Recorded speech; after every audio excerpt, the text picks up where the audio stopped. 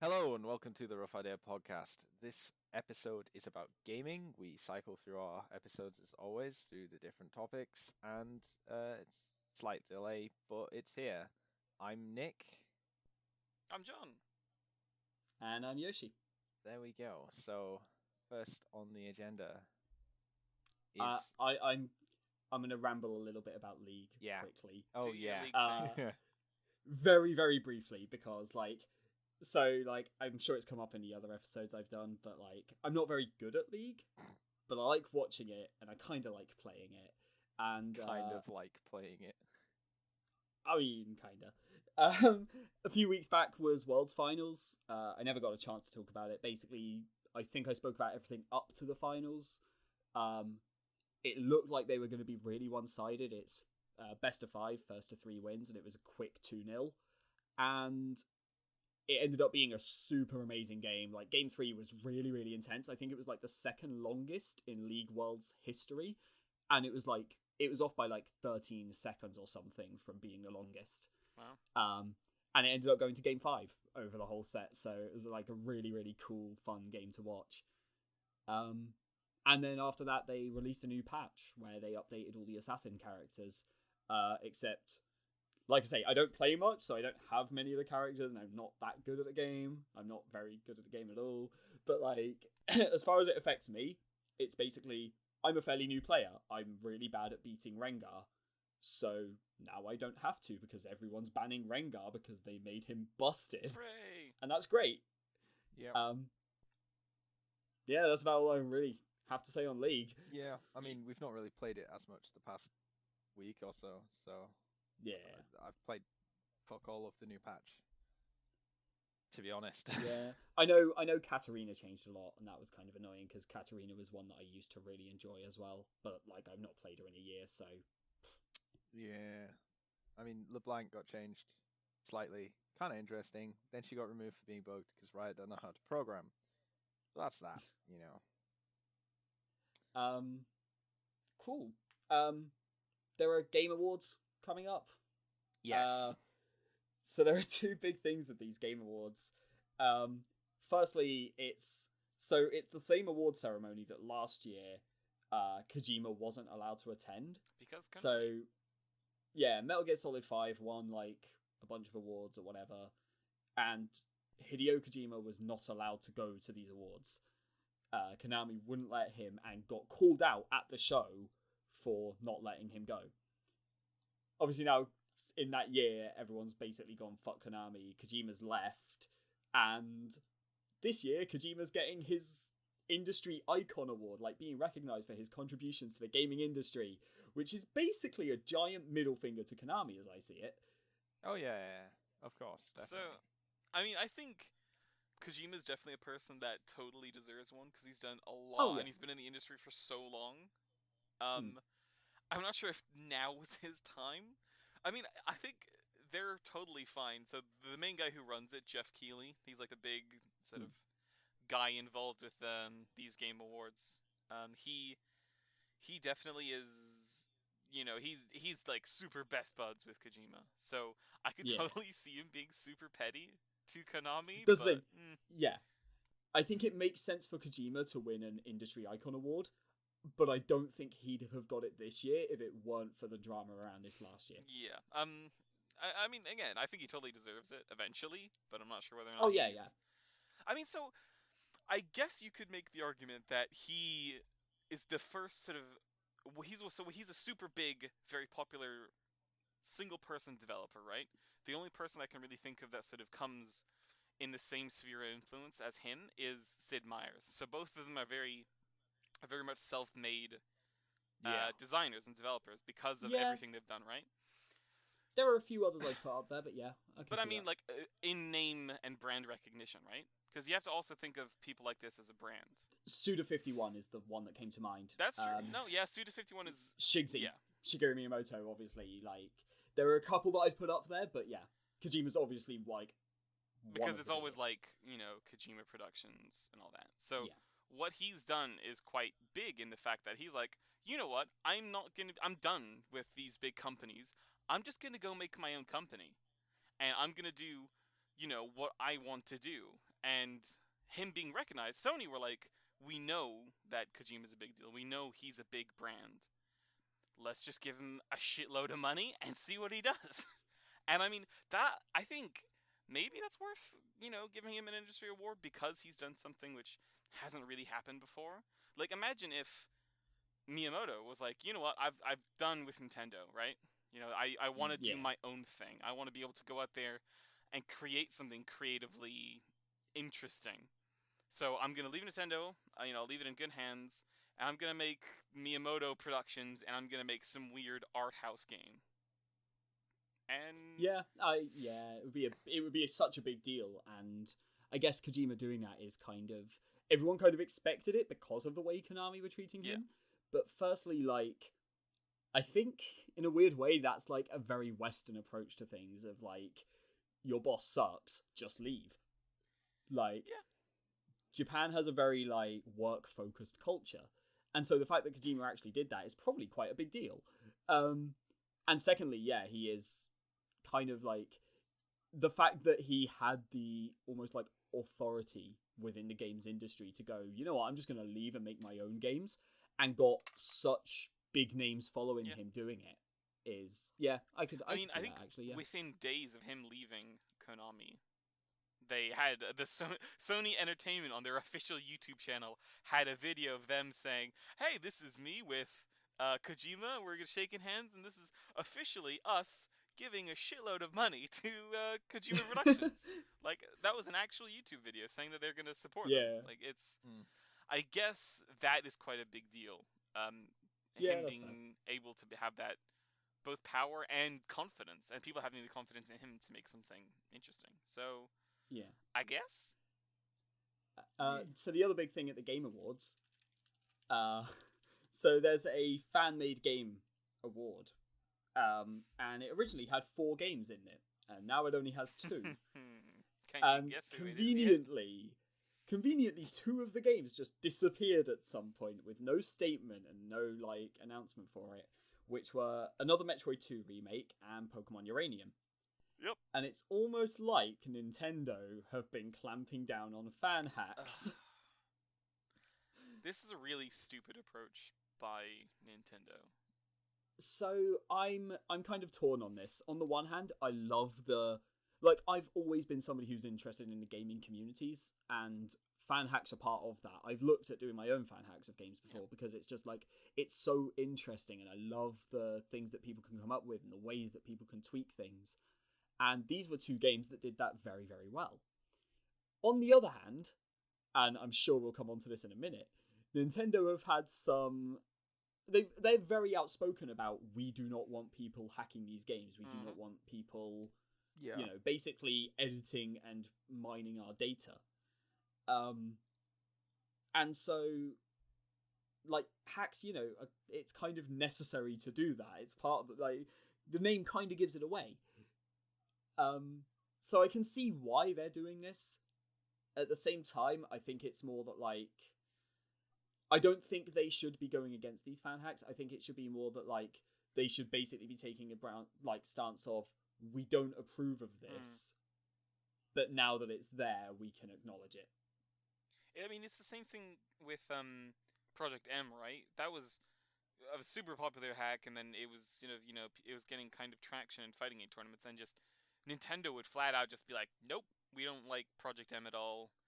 And when Smash 4 wasn't big, or I don't think it was even out yet, like, people wanted Project M, but then I think it was at one of the EVOs, Nintendo said, if you're going to put Project M on like a main stage, we're not going to support you at all. It was something like that. I know there was a lot of drama at a couple of EVOs. But maybe it was an EVO or some other fighting tournament, but there was something in relation to that. A lot of big tournaments did remove Project M. I think Apex is like the big Smash Bros. Like specific tournament. Yeah. And I think they did remove Project M from the main stage at one point. They still had it as like a really small side tournament, but it was completely removed from like the main show, basically. Now, what's something that, from a legal standpoint, right? So, and this is from my sort of slight knowledge of this through Blizzard. So, Blizzard have been doing this thing about cracking down on private servers. Basically, they really don't like people messing around with private servers because obviously they can play WoW and not pay for it, and not pay for the subscription or the main games, and blah blah blah blah blah. Right. Yeah. Now, recently there's this big thing with the old private server Nostralius, and that was a whole big deal, and we actually did an episode on it, and we talked about that a little while ago, so you should check that out as well. Did we? Yeah, we talked about it. Oh. Yes, my we bad. did, Nick. My bad. I completely forgot. So after they sort of talked, then they flew over the Nostralius team and they did a whole big sort of talk about it. And one of the things that came up was, well, the reason why Blizzard are so aggressive with this legality stuff and when people are trying to do their own thing is simply because of potential issues that could happen in the future. Yes. So if they don't aggressively protect their copyright, they could just, so someone else, they could be like, okay, you guys aren't cool, but you're fine. Australius, you're a non-profit thing, whatever, you're not losing us any money, so, go ahead. And now, if they do that, then everyone else has, and they cease and desist everyone else is like, but you didn't cease and desist Australius. That gives them legal footing to stay, afloat. And I think part of that is why Nintendo are so aggressive with it as well, because if they're letting people use their IP in this way, especially this, because this is fan-made new games. Well, if also they don't very protect specifically, it, then it's putting them in shaky water legally for the future. Well, also very specifically, in order to create a fan hack, it's not just they have to hack into the game. It's like, well, firstly they have to have pirated the game. They have to have a ROM copy of it that they can edit. Yeah. So it means that they have to illegally own the game in order to create a fan hack. So that opens up a lot of territory there. There's a very real reason why Mario Maker is so popular, and one of those reasons is because people who did fan hacks of Mario levels, wait, we can do it legally now? Alright, cool. We'll just play, you will make all our crazy ass levels on Mario Maker. And that's what a lot of people did. You see all these crazy Mario levels in that, and that's probably where a lot of the Mario fan hackers go. And there's not tools or support available for these other games, so obviously they'll continue, and they're it's very difficult. I love that the people made this, these projects, like the Metroid fan hack and the Pokemon Uranium. This is incredible work that these people have done, making a whole new game, and I haven't played either yet, although I really want to try Uranium, but we'll see about that. It seems there's a lot of love, and they do this because they love the game, and I don't think it's Nintendo doing this out of any spite or they think they're going to lose money. It's because they have to aggressively protect their trademark, because if they don't, then people who do want to do them damage, they can more easily. Which is a shame. Yeah, but I completely agree with that, yeah. There we go. So, Nintendo, obviously at the moment, there is all the stuff with the Switch. So there's a bunch of stuff that came out over the last couple of weeks that we can mention. The first one is the only one that's actually been officially announced, which is it's region free. Yay! Finally, they've had it. So the thing that confuses me is that they've had region free on handhelds for absolutely ages now. I think the GBA was the last one that wasn't region free. Yes. Maybe one version of the DS somewhere in the middle. Yeah. But for some reason, their home consoles, they've always just been like, no, we don't want people importing games here. And that's always kind of confused me. And I don't know whether that's to do with, laws in different countries or something, and they don't want to have to deal with, the repercussions of that. But obviously that's changed now, and yeah, it's region-free. Great. Woo. I love this because there's so many games that I want to get that have, only been released in Japan or whatever, or the fact that with Nintendo in particular, there's always big things of delays because of translation, and which is right something we can talk about a bit later with a certain game that's coming out on Wednesday. Sorry, carry on. Well, the one that I was going to say comes to mind for me is Animal Crossing, because when Animal Crossing was first released, it was an N64 game in Japan in 97 or something. But Animal Crossing on the GameCube was released in Australia like 2.5 years before it was released in Europe. And that's a PAL region. They were both PAL regions. Yep. So literally the only thing holding it off is the Whoa. translation for the rest of Europe at that point. No. I mean, clearly, like, you've got to translate it into Australian, which is very different from English. Yeah. So, Yeah, they've all got to say good day instead of hello. yeah. Shrimp Like- on the Barbie and all that. To be fair, Animal Knackers Crossing from- already had half of that. Like Yeah. like pretty much every personality is some like ridiculous stereotype. Hilarious stereotype, I'll have you know. I had a gorilla move in called Gaston, and like I was happy. That was it. I moved on. Yeah. I was done with Animal Crossing. I won the game. So, did he have, like, an incredibly small cleft in his chin?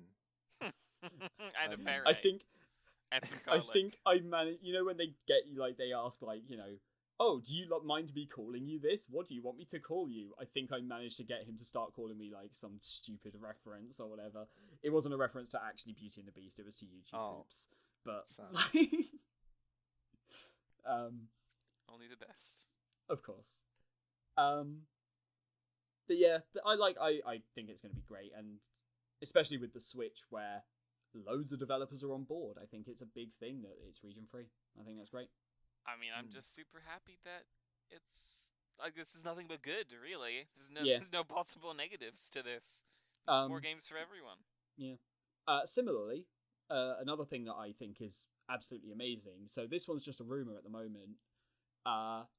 Price tag. They're rumoring that there's a base model at £200. Oh. £200 of dollars. Pounds. Sweet. Yeah, I think the Yeah. rumor is that it would be about $250, and they basically want it to be like a round number where it's roughly even across every country. I do like round numbers. I can appreciate that. However, they're also talking about a model with more internal memory and a pre-installed game, although there's discussion about whether that's actually a full game or whether it's like a mini, like the Like rumor a is the Nintendo Mario Land Kart kind in of the thing. trailer, Okay, really? where it's like a mini Mario Kart game. Okay. If it's not a full Mario Kart game, yeah, I could see right. that. Because I feel And like that one would be £250. okay. Um, I mean, which more I think is an choice- amazing price tag. I think I that's mean, great. more choice is also something that's good. Like it's something that PC have done when you trying to buy a PC. There's always a range of things because there's just a range of parts, and Yeah. consoles being able to emulate that, I think, is amazing. Which is why I think the PS4 Pro and the Xbox One Scorpio are good things because it gives people choice. Do I want the Yeah. cheaper model or do I want the more powerful model, but it costs more? That's good. It's basic, but it's great. The other thing I would say is like, I know they shouldn't compete, but at the end of the day, a lot of people will only be able to buy like one games console. Yeah, absolutely. So the Switch is still going to be competing with like Sony and Microsoft's consoles, whichever one's like they'll probably release a new one halfway through its lifespan. Mhm. But like it's still going to be competing with those. By putting it at £200, it's like firstly that's an extra incentive to go towards the Nintendo one, but secondly it's also low enough that people can maybe get one of the other consoles and then go, because those two compete much more closely than Nintendo's do. So, if you've already got the Microsoft one, you probably don't want the Sony one, and vice versa. Whereas if you look at the Nintendo one, it's something completely different with all these completely different games on it. You might go, okay, well, I can actually afford this because the price is low enough for it. Yeah. I think it's at that nice point where it will sell a lot, but it's not just like cheap crap, basically. Yeah. I mean, I'm just happy again. I think the Switch. Yeah. I mean, I'm very much inclined to get the Switch at this point. I'm planning to, yeah, absolutely. I'm still waiting on a bit more information, but yeah. So one of the things that did come out is that there are rumors of a bunch of launch games for it. Unfortunately, basically none of them are new games. As in, like, a new Splatoon-esque thing. As in, As in they're all, like, HD re-releases.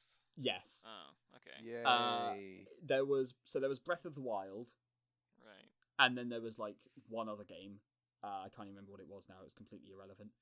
And then there were a bunch of like remasters and re-releases of things like Xenoblade X, Splatoon, Smash 4, Mario Kart, and potentially Pokemon Sun and Moon.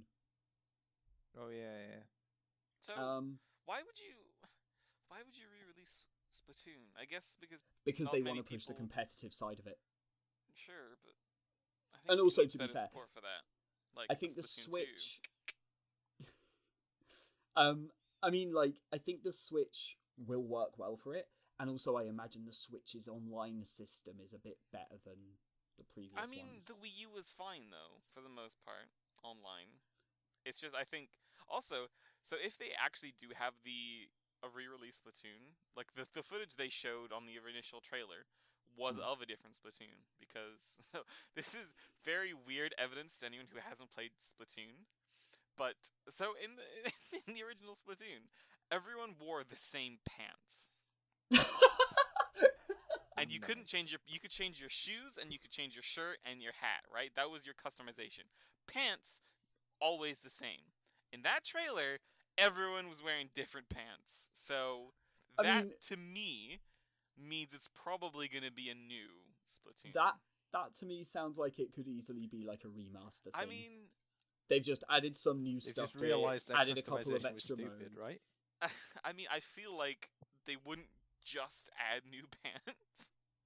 Probably not, but I don't imagine like new modes or. I mean, I could see a remastered Splatoon because obviously the player base on the Wii U, like, well, I mean the install base on the Wii U wasn't super high because not many people bought Wii Us. Yeah.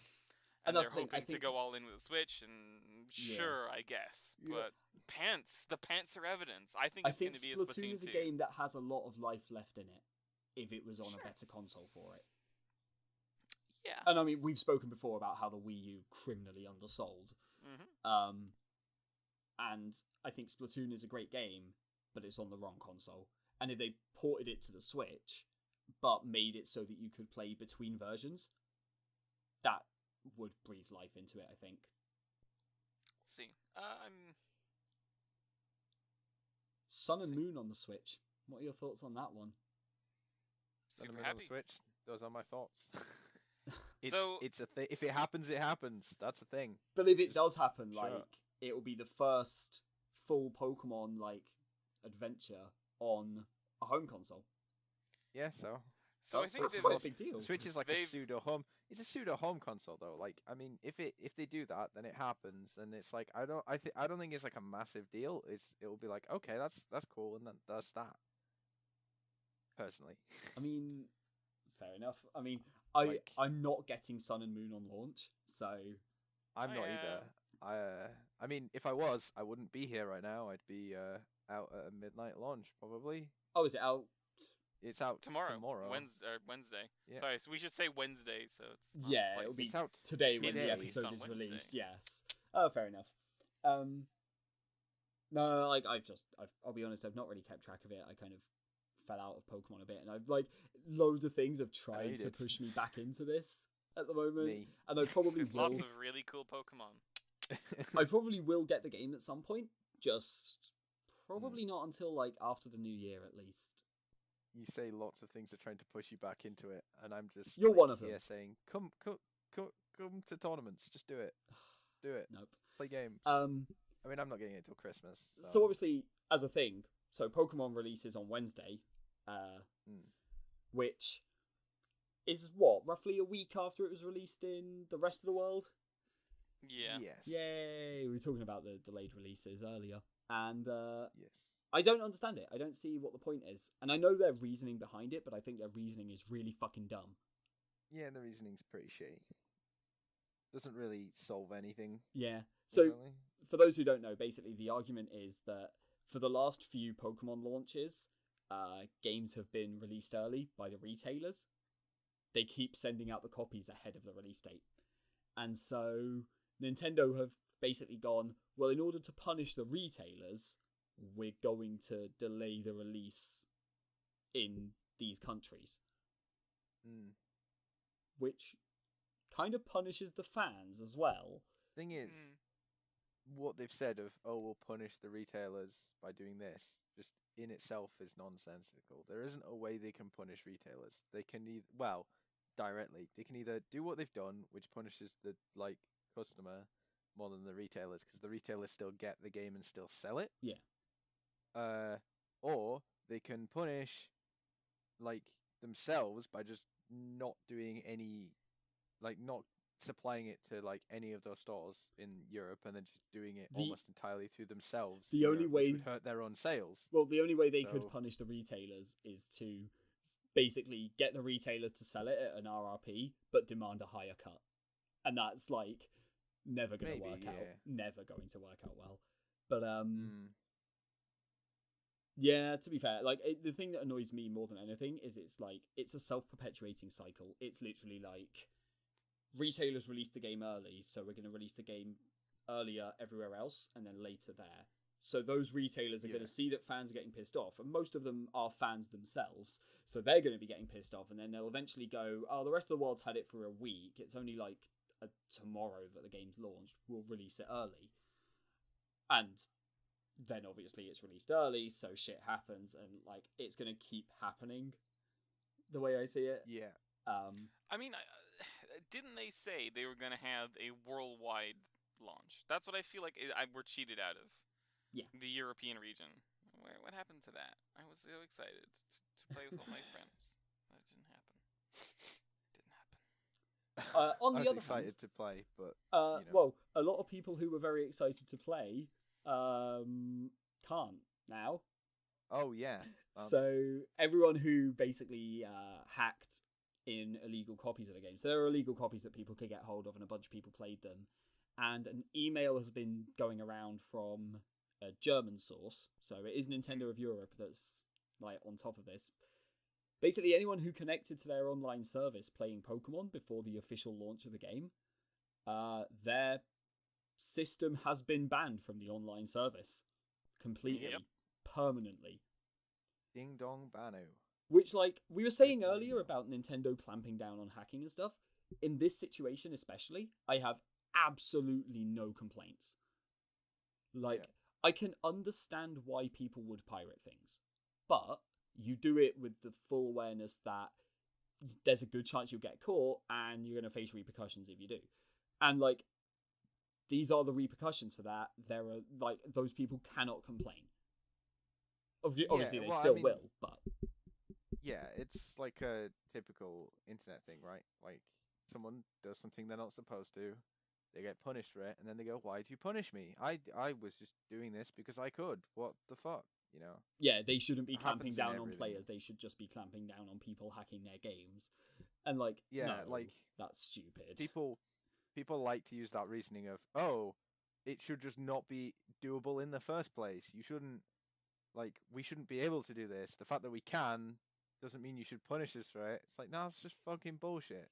Like the people who kind of some of the people who say those kind of things as well are the worst because they like at least half the people who come out with these kind of statements are the ones who end up who actually know very little about like behind the scenes of Oh the yeah, game, absolutely, yeah. and then they just think, oh well, you should just easily be able to do whatever. It's like, well, it's not quite as simple as just doing something. You can't just go, oh, I'll just do it. That's that. Done. Yeah, and like, Fucking- oh, they should just clamp down on hackers. Well, they have yeah, by banning a bunch of people Exactly. who played hacked copies. Like that is what Exactly. they're doing. They aren't distinguishing between people who hack and people who yeah. use hacks. Plus, if you clamp down on the people who use the hacks as well, people who hack are less they've lost their market. less incentivized to do it in the first place because people are gonna not want to use the hack. as Right, much. their market's gone. There's no reason to Yeah. do it. Exactly. I mean, with this kind of hacking stuff, and when people exploit, and when people, knowingly do something that is like against the terms of service or anything, I Yeah. think going into that, you should know there is a chance, however high or low, that you will get banned and you will lose your money, whatever money you put in or out or whatever. Yeah. Like, and they're fully in the right to do that. Like the developers, like Blizzard have done it a lot. Yeah. Like there's a lot of Overwatch aimbotters who did this kind of thing, and you know what? They were banned, and then people were complaining. It's like, why are you complaining? People on WoW do it all the time. Botters. There's been a recent Yeah, fish. banning on Botwave. You know that they've all been banned, Yeah. and now they're complaining. And now with this Nintendo stuff, like it's I mean, people hack or do whatever, and they get the early ROMs and play it, and then they get banned, and well, it's their own fucking fault. the moral of the story is like immortalized in the words of Helinka himself. don't cheat. Like, Yeah. that's it. Just if you don't want to get punished, don't cheat in the first place, dude. So If you can afford the consequences of it going wrong, Yeah, then don't do it. Because exactly. when it does go wrong and you get banned for being a fucking idiot, it's your own fault. Yeah. And you know. So there is That's it. one high-profile kind of punishment for breaking terms of service recently that Yes. kind of contrasts all of this, which is with Watch Yep. Dogs 2. Oh boy. So Oh boy. so basically, somebody was playing Watch Dogs 2, and they, Yeah. from what I gather, blew up a bunch of people, and As you do Yeah. in those for your own games. right, and somewhere in there, Yeah. they took a picture of one of these people because there was just a vagina showing. Because, Yeah. as you do, you know, there was just, for some reason, the model had, like, apparently in perfect detail, like, Yep.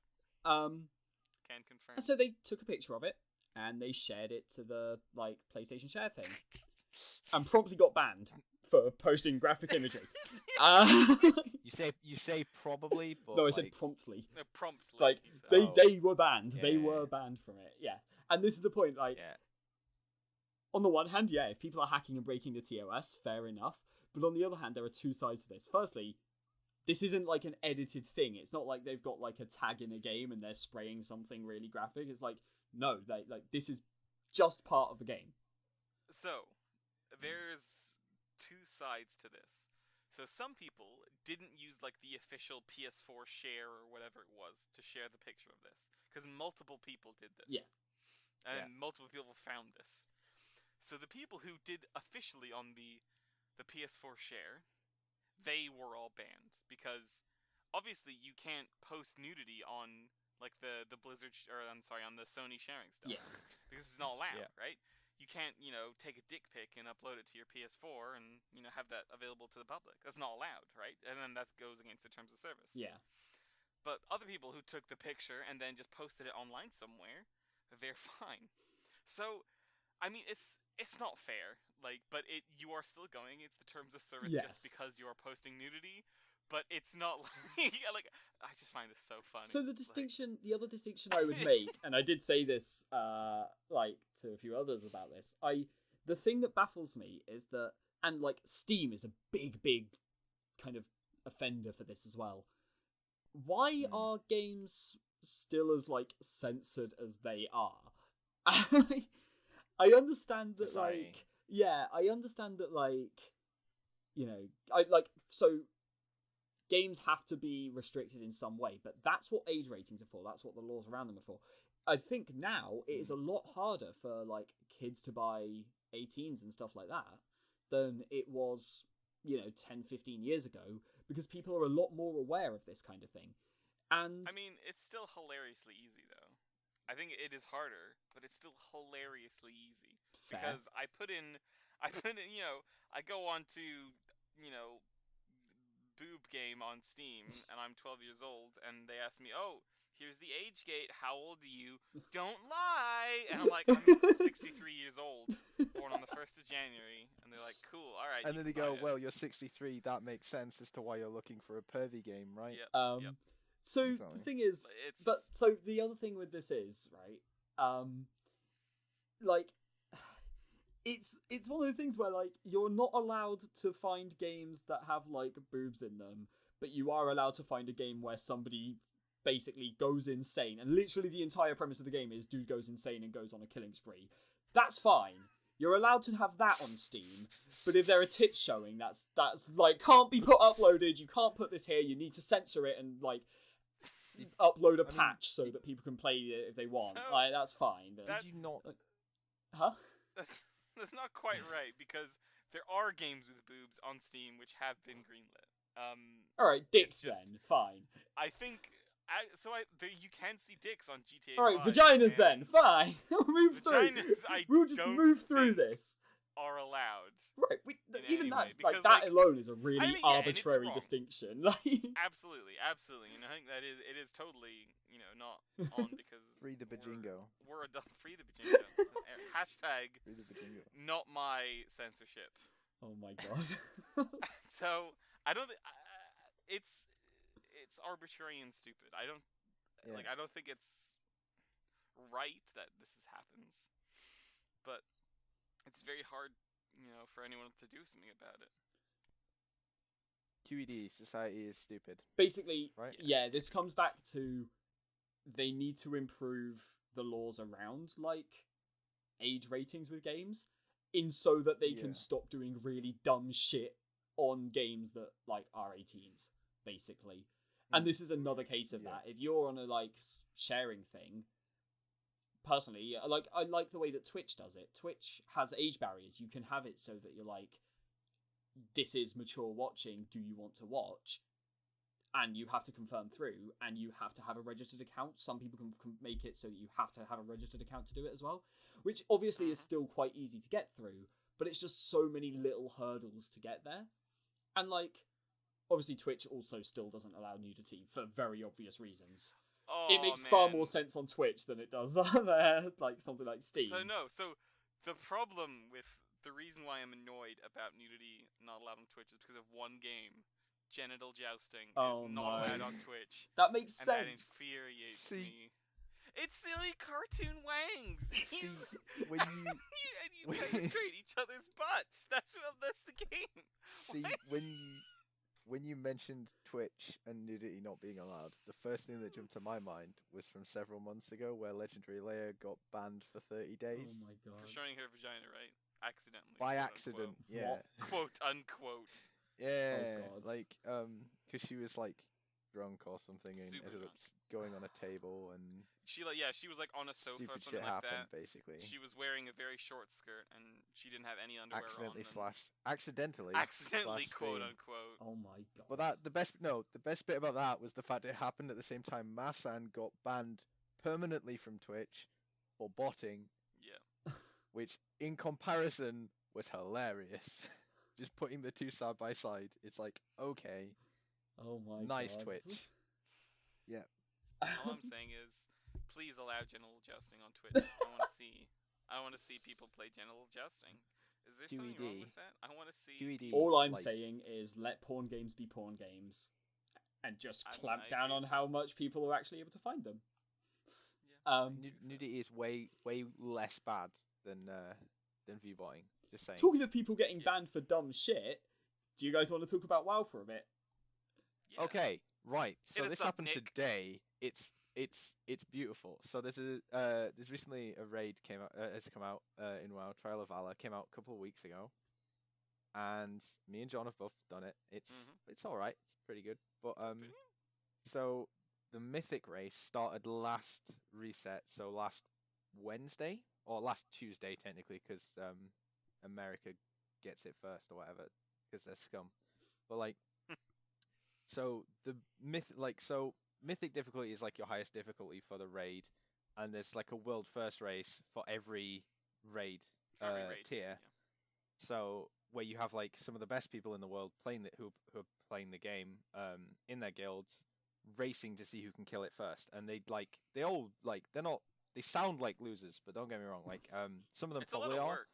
Yeah, it's something that takes good dedication and effort and stuff. And to be honest, we probably play the game more than them because they don't play it as much, except for leading up to new tiers, and then during that short span where they do it, and then they kind of go a lot more casual for like the gap in between, because they all have lives and jobs and stuff. So they take like a small, like week holiday off from work and things like that, a week or two off. But like essentially the newest one had 3 different guilds all get banned for using an exploit on the last boss. And they're not even the first place. They didn't even get first place. This is them. Yes, these are 3rd through 5th in the world of the guilds who got it. One of which was won the world first race for the previous raid as well. So these are some pretty high profile guilds because they're all in the top 5 or 6 in the last raid as well as this one. However, they've all 3 used an exploit which basically trivialized a chunk of the fight essentially, and they knowingly used it because it was something that didn't happen by accident. Like they found the exploit, and then did several more attempts at the boss before killing it, and this is the last boss in the raid. And Blizzard banned them for it. And some people are annoyed, and the best bit is the people who aren't annoyed, or the more prominent people who aren't annoyed, are the people who did it, because they've gone, we know we probably shouldn't have exploited, but we did it anyway. Our bad, guys. And that's that.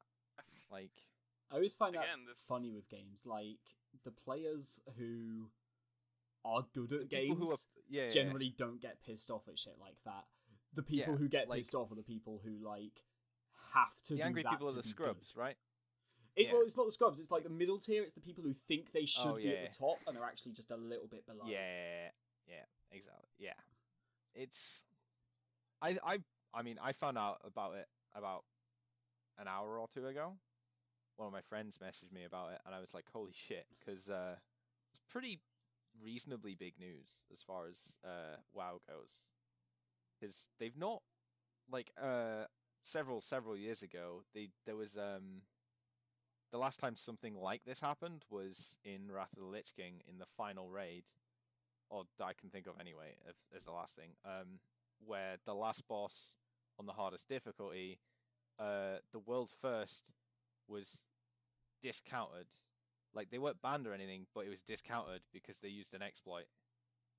That they thought, but they were like, "Oh, we thought that was how you were supposed to do it," and it's like, but the exploit was you get an item from the game that's completely unrelated to the raid, bring it to the raid, and use it in this really specific way that happens to make the fight completely different. Like, Fair enough. Yeah. it was so obscure that it couldn't possibly be the right way. But they were just like, "Oh, we honestly thought it was the right way to do the fight." I mean, So and Blizzard that's just totally slapped them on the bullshit. wrist. And it's totally know. bullshit because I mean this Yeah. happens every 80% of raid tiers that there will be some guild who had to exploit the fight to win, and they are Yeah. always banned, like just a Yeah. blanket ban. And I don't know why people don't do this, because Blizzard, they monitor the guilds that are doing these runs. Like they Yeah, know yeah. they know the people who are in there, and they know the people who are progressing on that boss right now, and they have the tools to literally go into the game and see exactly what they are doing. And Yeah. then for some reason they're like, well, I mean, let's cheat anyway, whatever. It's not like anyone will be looking, even though we're like the 5th guild that is, doing this. I'm guessing they mostly And then think they they get can banned. argue their way out of it or something. Well, that's the thing is, It never works. No, but the thing is, the world 5th for this run, Limit, who basically one of their guild officers released a statement or said something somewhere, I think it was on Twitch or something, about it.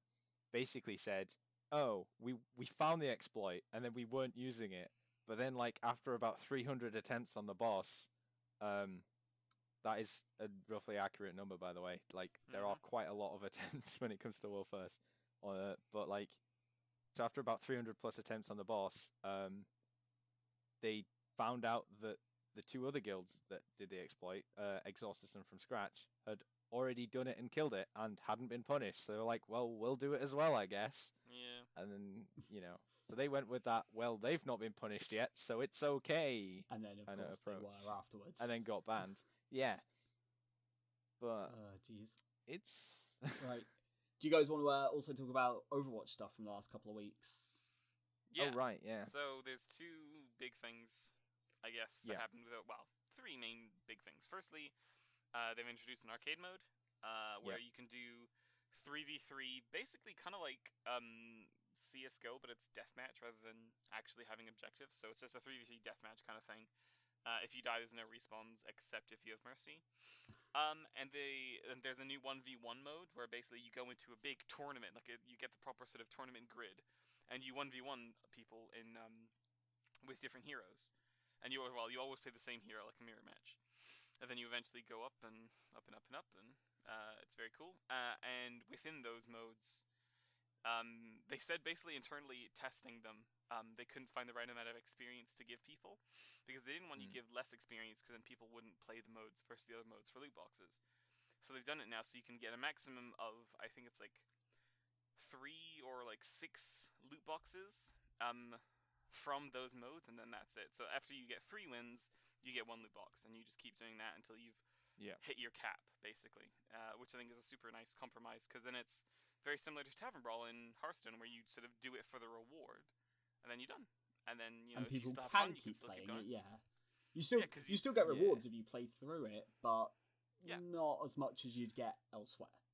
So the reduced experience is still there, so you still get, it's not as much experience as in playing the game normally, and on Mhm. top of that, you still get the loot boxes, which is a really nice thing. After that, well, at the same time, the arcade was made. They also have lots of other cool, funny, gimmicky modes as well, like a playlist for all the Tavern Brawls and stuff. Sombra, the new hero, she has been added to the Released. game. She's super Finally. fun. She's in class as an offense hero, but she's the only offense hero whose ultimate doesn't just kill people. So like McCree, Reaper, every offense Pharah. hero has Pharah. All of them have ults Yeah. that just do a shitload of damage. Damage. And when it comes down to it, it's like they have the potential to wipe a team. But Sombra has a lot of utility in her hack ability, which means when you hack someone, it means that that person can't use abilities. Certain abilities are cancelled if they're using them. So like if you hit Pharah while she's ulting and you hack her, she can't. Her hack is, or her ult is nullified. And you also get to see their ultimate status. She can go invisible. She can throw a thing which she can teleport to, kind of like telefragging, which is sweet, but you can't kill people, which is a shame. Yep. And her ult is just a huge, massive hack, and it destroys all shields, which is incredibly big on the competitive front, because it means that Lucio and Reinhardt are a lot weaker than they would be normally. It's true. There hasn't been a lot of time for her to settle into the competitive meta yet. In ranked, she doesn't see a lot of play just because people aren't very confident. And it's sort of coming up. The ranked season is winding down. It ends on the 25th. So if you want to try and push ranks, you should be doing it now. As somebody who doesn't play Overwatch, from everything I've heard of Sombra, she's very different to everyone else, which makes it that everyone is still taking a lot of time to adjust to her. But Yeah, she's very different to everyone else, which means they're making new characters who are fun and original, which is good. So the two characters which they've added so far, which is Ana and Sombra, like every other character in the cast has been fairly safe. There's nothing really radically different.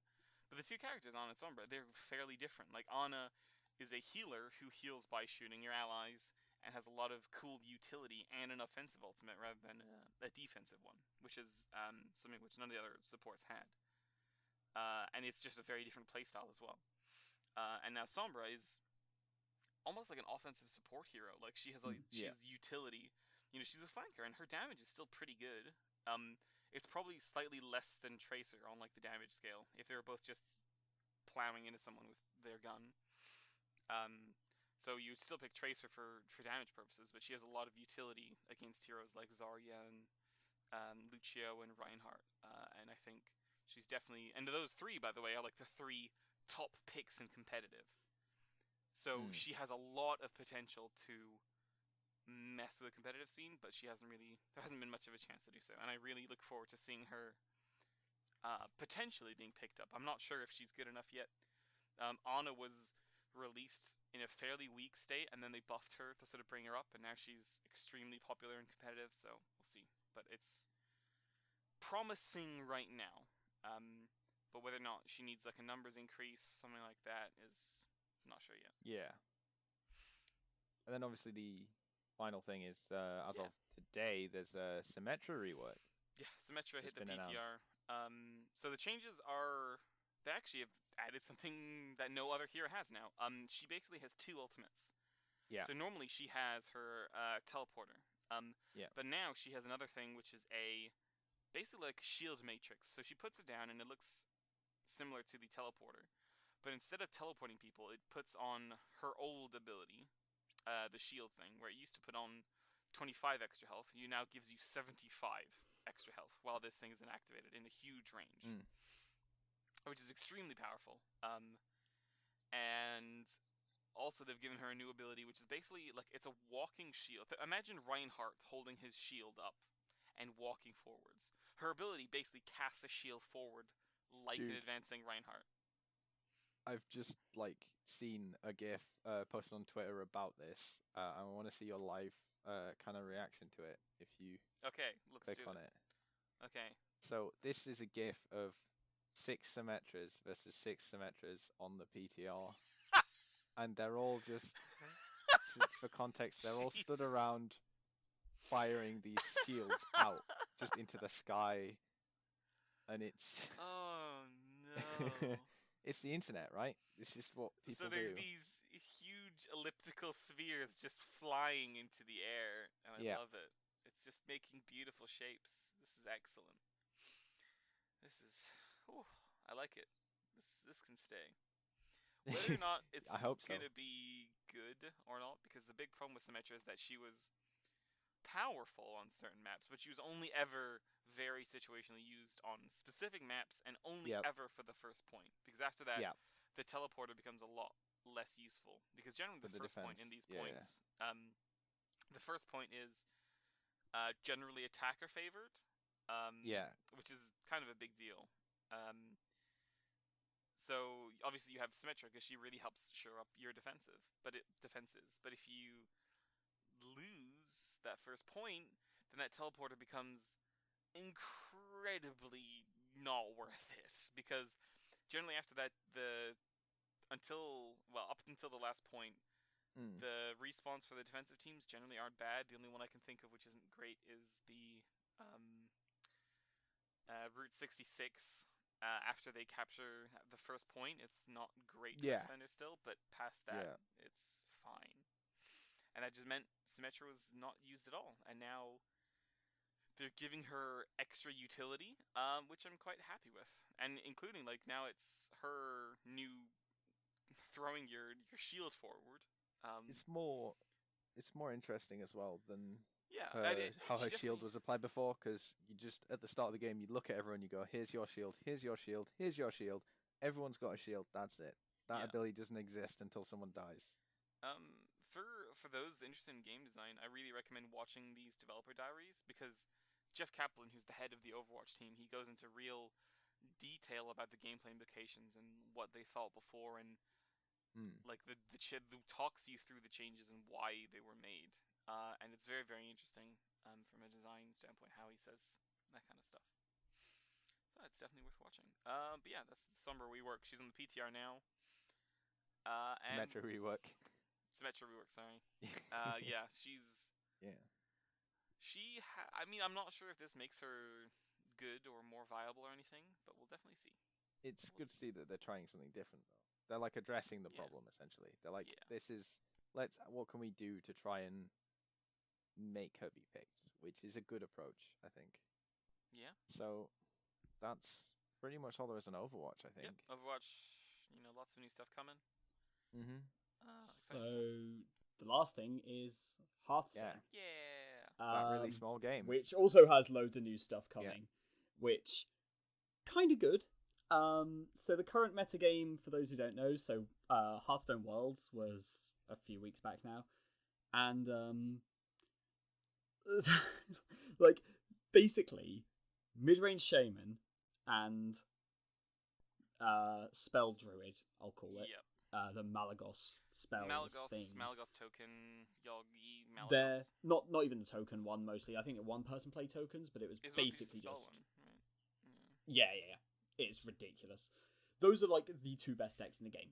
And that's kind of shifting a little bit because decks that are good against those two are rising up a bit more. But at Worlds, Shaman was basically banned in just about every match. So there was a list, someone went through the deck lists and got the top 10 most played, or like most played cards as in the ones that appeared in decks the most. And firstly, over half of the top 10 appear in Druid. This one Druid deck, including 3 class cards. Which is so like, the most played they're only cards in Druid, like are class cards, which should not really be the case. I feel like of them. A third. I think some of them are fine. So because second place in the list was Fiery War Axe, so a warrior card, but it goes in literally every warrior deck as like a 2-off. For some reason, somebody only had one of them. There were 25 copies, but still, 25 copies of Warrior. Well, everyone picks 4 decks. There are 16 players. It kind of adds up. Actually, everyone picks 5 decks, but stuff gets banned. Shaman was banned. So everyone picks 5 decks. It makes sense that somewhere in there's going to be Warriors, and every Warrior is going to pick 2 War Axes. Yeah. That's going to happen. But the fact that, like, Living Roots was the one that stood out as, like, this doesn't go into every list. Like, it used to only be a one-of in what was mid-range Druid, because it's just not that efficient unless you're really flooding the board or shooting it for 7 damage. So the other big thing that stands out here is Azure Drake at the moment. Azure Drake has always been a very consistent card. You know, spell damage is relevant in a lot of decks. Draw a card when it enters. 5 mana, 4/4, decent body. Second place, Fiery War Axe, 25 copies. First place, Azure Drake, 50 copies. It is literally double the amount of the next most played card. Well, it's like it's a generally good card that gives just- you consistent, not necessarily draw, but It's just consistent a like good card. thinning out of Utility. your deck. Well, it's always utility. Yeah. It's like, they have to answer it because it's quite a good Yeah, it's a body on it. 4/4. And it's got the spell damage, so it's always relevant. Yeah, And it still replaces itself, so it's a 5 mana 4/4 that they have to kill, that you draw a card to replace it anyway, so it's always just efficient. It's always consistently valuable. generally, yeah. And like, with the competitive nature of Hearthstone, like, they did the Heroic Brawl recently. Yeah. I didn't try it. I didn't have the gold because- too because I've only just started playing again. I'm saving up for the expansion, so Yeah, I have the gold, but I'm Yep. waiting. Also, I've not hit Legend. Like, the highest I've ever got is rank 3 this season. I've got to rank 8. I'm not going to do the Heroic Brawl, because the Heroic Brawl is basically players who hit Legend and players who are just dicking around, and it's far more the first category there. I like the idea of the Heroic Brawl. I like what they tried. I'm glad they did something that's like a brawl that is more competitive focused. Yeah, I don't like how they handled it. The prizes were completely unbalanced. I hate the fact that... So in order to break even overall, I think you needed like 8 wins. And in order to get over 1,000 gold out of it, you needed 12. Anything under 12 did not get you 1,000 gold. And it got you, don't get me wrong, it got you so much it other got you stuff. a lot more value, because I think like Mm. dust is technically more valuable than gold, in like a 1-to-1. But like, in Arena, it's 4 wins to break even between gold and pack. Yeah. And 7 wins to get over 150 gold. I could see them ramping that up. If you went to 6 wins, now keep in mind, obviously, you go 6 and 3, that's 66% win rate. But that isn't how it works, because you need 6 wins before the third Yeah. loss. yeah. So you need to go 6 and 2. You need a 75% win rate, which is Which is a ridiculous. lot. And if you break even at 6 and 2, or 6 and 3, or even 7, I could see it. But the fact that you don't break With even until gold. 8, So that's something that. and no, as in breaking even completely is 8 wins. Yeah. That's no, the yeah, problem but I have. But I mean, break even exclusively with gold is at 12, but with like actual sort of values, it's like 6 and 12. Yeah. Yeah. Oh, it's 8 at the moment, and I think it should be 6 or Yeah, 7. I could see that. Mm. So I. Um, Well, yeah, finish yeah. up. No, that was about it. I was just going to say, I think I like the fact that they tried something competitive, but I think they need to balance it a bit Like more next time. personally, I loved just about everything about it, and I say that as someone who didn't compete. I really liked that they are thinking to themselves, we want something for competitive players to do. You know, people who really want to push themselves competitively.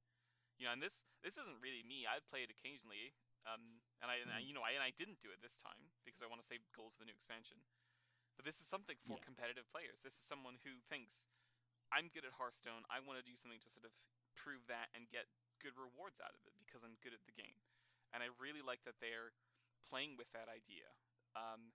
I think you're totally right about the rewards, and I think going 6 and 2 definitely is how it should have been, like rewards wise, to break even on the prices, because it's hard, because sometimes you'll just go against 12 meme decks and you'll stomp, because that's what some people said, like they faced a lot of just really stupid and silly decks, and they got their 12 wins for free, basically.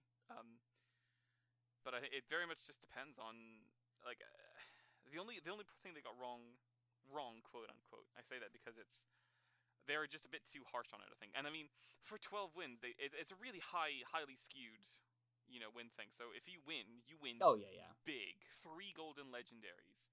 That is insane. And over, It's it was like 1,200 Yeah, gold 1,200 as well. gold, 3 golden legendaries, which is worth so much dust. 1 golden legendary is 3,200 dust, and you got 3 of them. And you got like 40 packs. Oh, right, I see what you mean, sorry. Yeah. Which, that is a lot. Well, yeah, each golden legendary, you could get rid of it and get any legendary of your choice. To craft so it's just pick 3 legendaries unless you want to keep the golden ones. Yes. Which, either way, is good.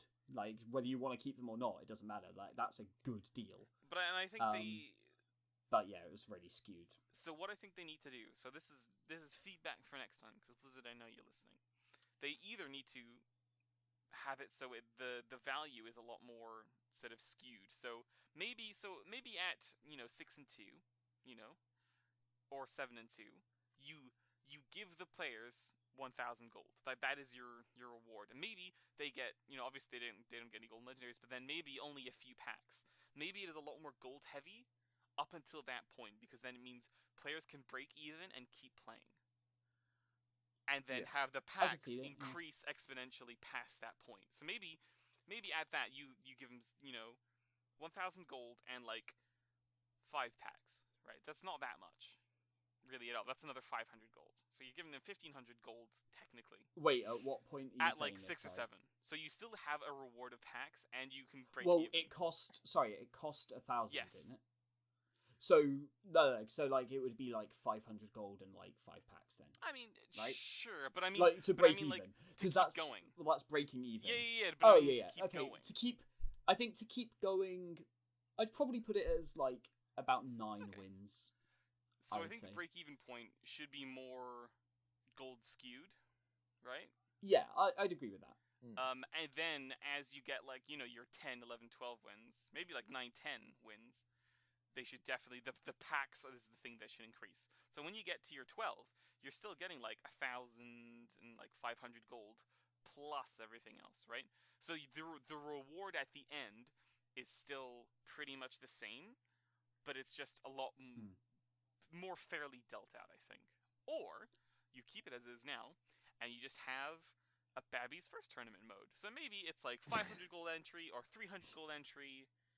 And just the rewards it's the same structure, exactly the same, but it's a lot less sort of reward focused. So maybe 12 wins is like, maybe 20 packs, 1 golden legendary, and like 500-600 gold, right? I could see myself using a lot of gold on doing that kind of thing, because it's, it's probably a lot more casual oriented and allows those more casual players to keep going, And it speaks to the format as well, I think.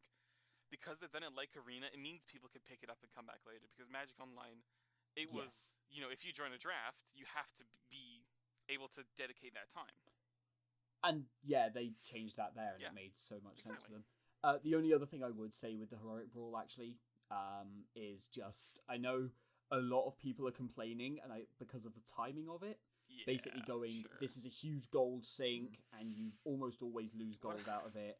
And they've done this just before a new set comes out. It's because they want people to spend money. I really hate and like, it when people make that argument, as an aside. Maybe I'm being naive here, but like, if Blizzard were going to do that, firstly, I don't think Blizzard would do that. Second, to be honest, I don't think they really considered. They were just like, people want competitive stuff. We'll make competitive stuff for those players. But secondly, if they were going to do that, do you not think they'd like see that people would make that link? And I know this is like a self-perpetuating argument, because then people go, oh yeah, but then maybe they'll think like this. But like, Blizzard aren't stupid. They kind of know what they're doing. Very good at making money. But the point is, they're also very good at like pleasing fans. They've always been good at the fan content There's a stuff. reason And BlizzCon they are is a willing thing. to go, right, and they are willing to go, we fucked up, every now and then. And I would not be surprised to see them come out talking about the Heroic Brawl in a couple of weeks and go, yeah, we made the prizes a bit too extreme. People weren't happy with it. Figure out where to go from here. I would not be surprised to see that happen, but I do not think in any way they were like, let's make people spend all their gold before Gadgetzan. That would be, no, like that's just not what Blizzard do. They don't do things like out of this, from this spiteful kind of thing. Like, they don't think to themselves, how best are we gonna get people rid of their gold so they're more likely to spend money? Because I mean, that's not what they do. Like, if they'd done something like that, maybe if they really wanted to get money out of people, they just have the money entry, right? Or something like that. Like, they wouldn't have made a big deal about this is a really competitive format. Like, it had a pop-up when you go into it, like, this is really competitive, make sure you know what you're doing. They wouldn't have done that. They would have just let people waste their gold on it. Pretty much. Yeah, exactly. So we mentioned Gadgetzan there. The rest of the podcast, I think, is probably just going to be us arguing and discussing the cards coming out of Gadgetzan. Some of the mechanics, some of the new stuff. Basically, there's a lot that's come out, and just going to pick out a few basically particular highlights within that. So to start off with, we'll talk about the big mechanics. I'm a little underwhelmed overall by like the overriding mechanics. So their big kind of new idea for Gadgetzan, like in Grand Tournament, the big idea was like, we're going to reward you for using your hero power, and in Goblins vs Gnomes was like, oh, we're going to have all these like synergies based on whether you're using like mechs or things like that, and we're going to give you like rewards for that kind of thing. And in this, their big mechanic is, well, they're not quite class specific cards and they're not quite neutral. They're somewhere in between. And that's where their power level should be in my eyes. They should, because obviously the power level should be, the class cards should be the strongest, quote unquote. Yes. The neutral cards should be reasonably, like, they should be fine, because obviously they want every class is able to use them, so they should be, reasonably powerful.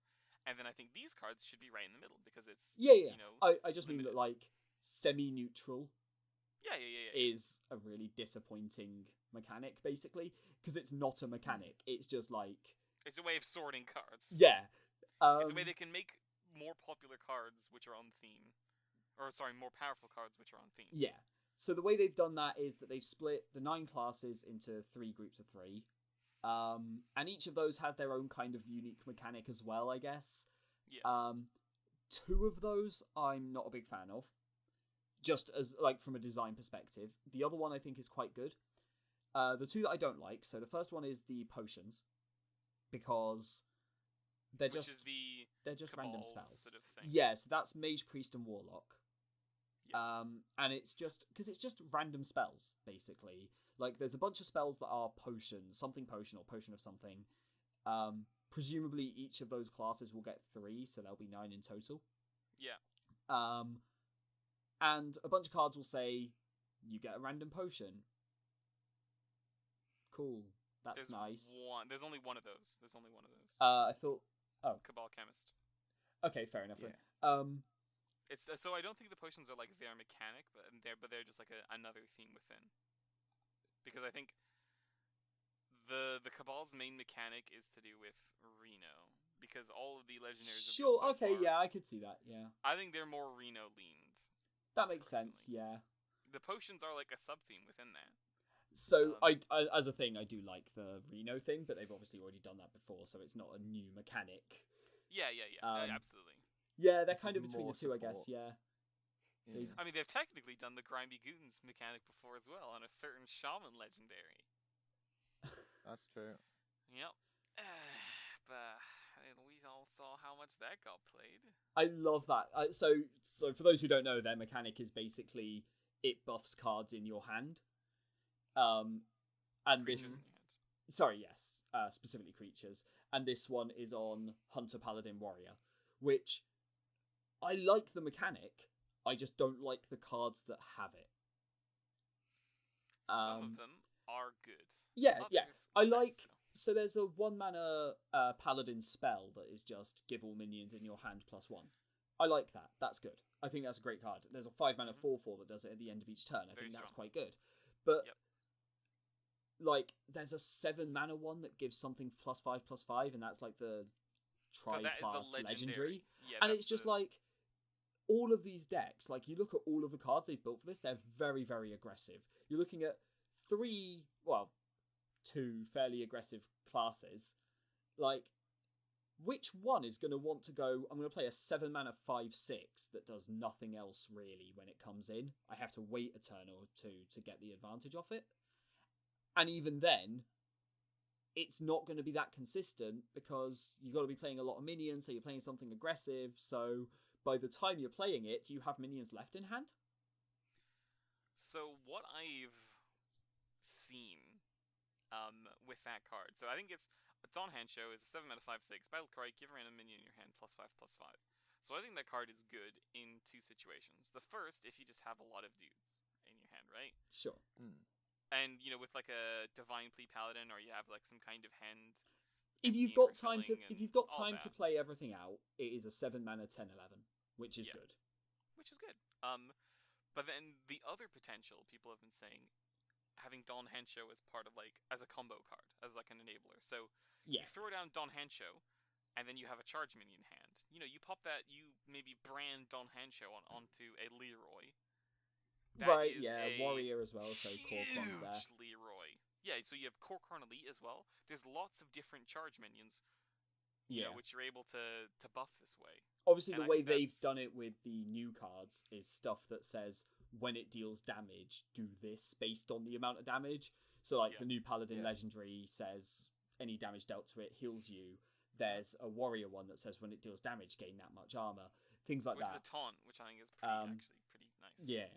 So there's one that's like Death Rattles. If it has 2 or more attack, you draw a card. But that's clearly designed to get buffed while it's in your hand, so it comes down with 2 or more attack. They're definitely pushing an aggro paladin, and I think They are. the Grimy Goon. I think the paladin cards are the best because Smuggler's Run, give all minions in your hand +1/+1 for 1 mana is amazing, right? That if you have like 3 or 4 minions in your hand, that's 1 mana. 4/4 5/5, which is crazy good. Grime Street Outfitter, is another one. It's the same effect, but it's a 2 mana minion. So playing those 2 on curve, all other minions are just amazing. So let's think. What are common 3 drops for Paladin? Aldor, right? So if you play those 2 minions, and you'd probably put Aldor in that kind of deck because it's it's a 3 mana 3/3. It's okay. That's a Suddenly an 8/8 mana- that just humiliates something on play.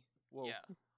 That's powerful. Or if you're playing it on curve, so you Smugglers Run Grime Street Outfitter, that's a 3 mana 5/5. Except which on humiliates something. the flip side, you've got to think about the fact that things like Aldor and silences and stuff like that I think do Silence a is gonna lot against this. I think Silence is gonna make a big I don't think Master Spell in particular. I think is gonna be pretty cool. I kind of agree, except obviously today actually, Shaman got basically a better version of it. Yes. In Devolve.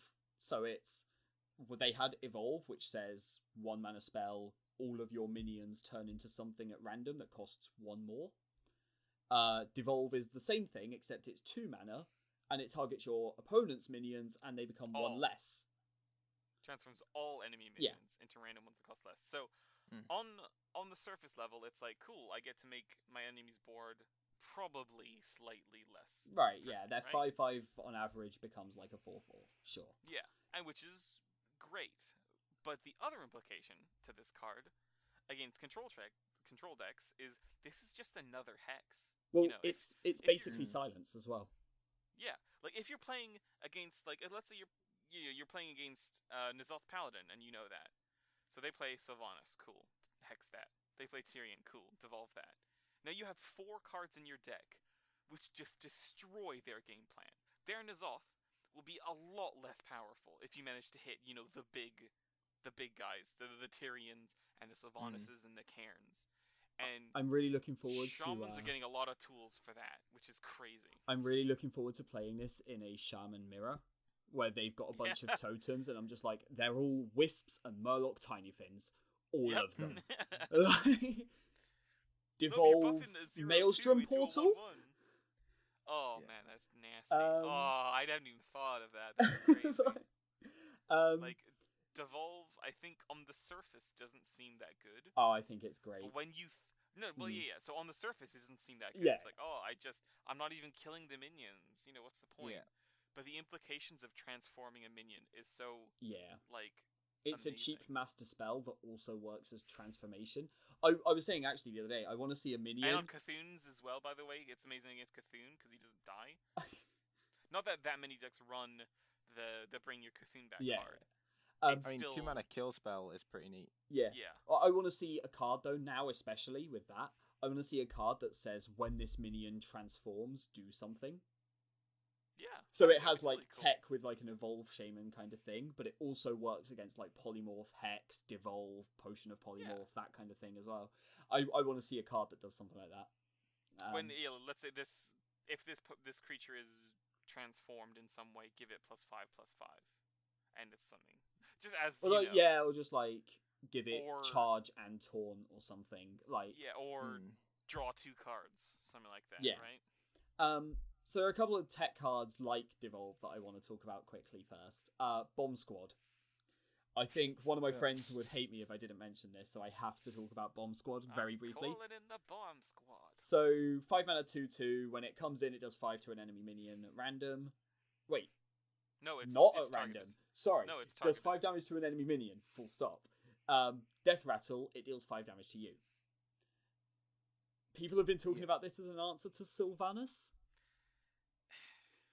Like, sure. So on the one hand, it's not playable. I see that it could answer Sylvanas. They've got, a bunch of minions, and you play this thing, and it kills their Sylvanas, and then they get a 2/2 that does 5 damage to them when it dies. Great. On the other hand, who the fuck plays Sylvanas when you don't already have a board full of minions?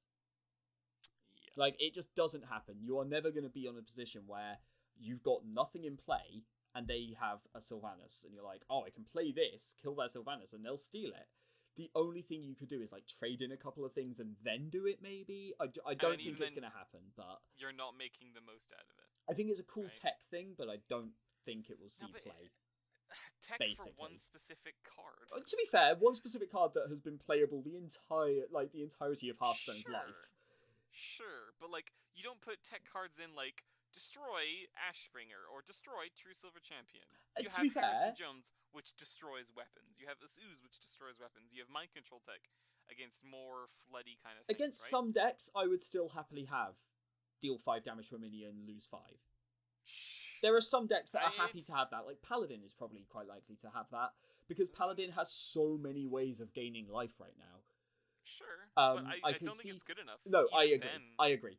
I think it's a cool tech card that has utility outside of that, but I don't think it's good enough in the situation that you're taking it in for. Yeah. To even warrant playing. Absolutely, I agree. The next card I want to mention is a legendary. It's a neutral one, but I'm talking about this with regards to like Paladin and Shaman and like nothing else. Madame Goya. So it's a 6 mana 4/3. On entry, choose a friendly minion, swap it with a minion in your deck.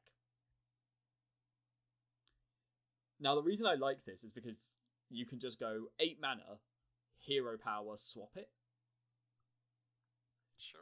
Bring out you know, like people have been playing like the Yashaj decks with like Yashaj, Barnes, Ragnaros, Ysera, Thorison, that kind of thing. But are those decks Paladin or Shaman? Aren't those more the Druid ones? True, but that is because Druid can ramp up to it. Yeah. Whereas this is another way to do that. I think this could be quite good. I actually really like this card. I think a control Paladin with this, flipping out things like Sylvanas, Tyrion, Ragnaros, Thorison, Ysera, anything that triggers end of turn. Because that's one of the problems with the Yashaj is you don't get the end of turn trigger. Yeah, like Ragnaros doesn't fire, you don't get the Ysera card. Whereas this one will, because you do it during your turn, and then you end turn. So I think this one actually has a lot of utility. As a 6 mana 4/3, I looked at it and I dismissed it. I think that's one that I will actually look into a bit harder when it comes out, because it's an interesting card with a cool mechanic that I think could be very powerful. So I almost am totally in agreement with you. I think it's because then if the problem with doing it as Shaman or Paladin and just doing it with hero power, sure, it means you always have it, but then at some point you're going to draw a 1/1 Silverhand Recruit. Sure, but a healing the tempo you gain from basically going, I'm going to spend 8 mana and get 14 mana's worth of cards, Sure. makes But up for the fact that at some point you're going to have a dead draw. I'm not entirely sold on it, because then what if you pull out a Doomsayer? I mean, that I guess isn't You necessarily can't play it. You cannot play it in that deck. That's the thing. Yeah. Like, And, it has to be a deck that's built for it. I think the worst things you would play are like cheap taunts. But like, I think she's a lot of potential. Like, I think yes. you're totally right, and I really want, like, she's one of the cards I will really want to see something sweet with. So I she's reckon a slightly more in a expensive few Barnes. months. She Yes, does Barnes, and Barnes is you get the full thing, right. and Barnes is a copy, which is But Barnes is very playable. Like, absolutely. very amazingly But good card. Goes into so many decks. I could see her doing the same. 4 mana Sure, 3/4 yes, versus a 6 mana 4/3 is agreed. You know.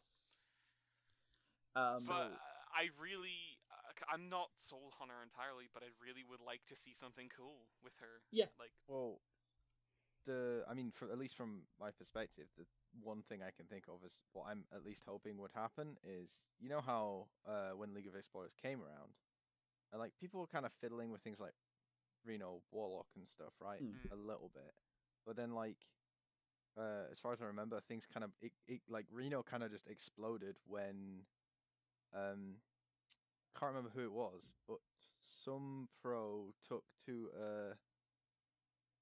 a tournament Reno Freeze Mage. Oh, I with remember the Reno in Reno it. Freeze. Yeah. Yeah. Had several had like 2 copies of some of his cards in his deck. He's basically just like, you don't need to have 1 copy of everything, just as long as you play it right. Know what you draw then, first. Yeah.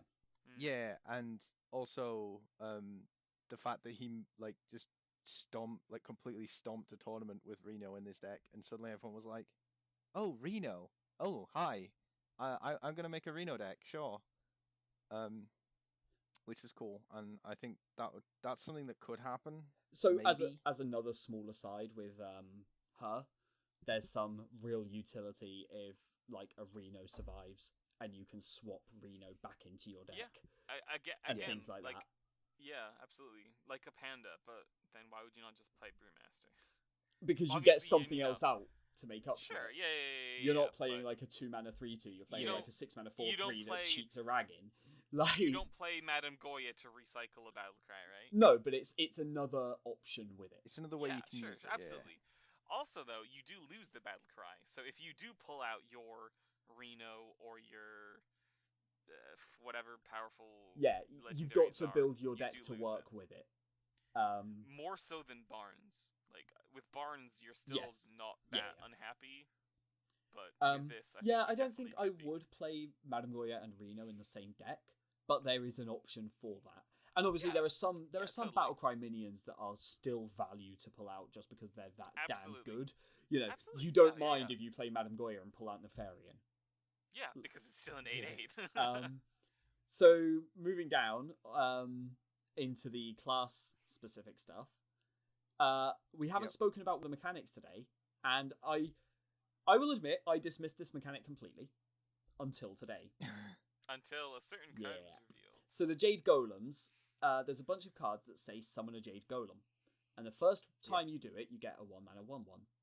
The mana cost doesn't matter unless it gets returned to your hand, but it caps at 10. They go up from 1 to 10, and that's it.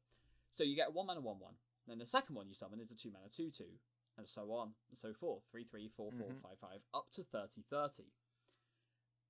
And I initially dismissed this completely because I was like, yeah, but the cards aren't going to be good unless, like, basically my argument they have to be good. My argument was the only way these cards are good is if it's value as a 1/1 and a 2/2. Like, so for example, there's the 3 mana Wild Growth. So gain an empty mana crystal and summon a Jade Golem. Doing that, Wild Growth you get a 1/1, Wild Growth you get a 2/2 at 3 mana. That's worth it. I'll play that. The rest of them, I thought, no, they're all irrelevant, whatever. And then today happened. Jade Idol, 1 mana spell, choose one. Keeping in mind Fandral Staghelm still exists. Choose one. summon a Jade Golem, or shuffle 3 copies of this card into your deck. Yeah. And so, I mean, firstly, when you've got spare mana, you're just like, all right, I'll make 3 more copies. At the end of, like, I'll do this stuff, and, I've got 1 mana left over, I guess I'll put 3 copies of this into my deck and draw it again later. Yeah. But then there's also the really, really fun utility of going to Fatigue and going, Gadgets and Auctioneer.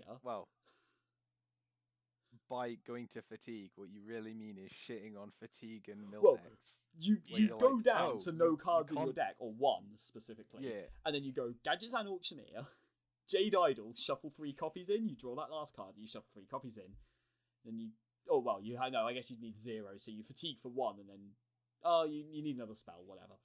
So yeah, play another spell. Draw a Jade Idol. Jade Idol, draw a Jade Idol. Jade Idol, draw a Jade Idol. And you just keep shuffling in 3 copies. And eventually you just start going...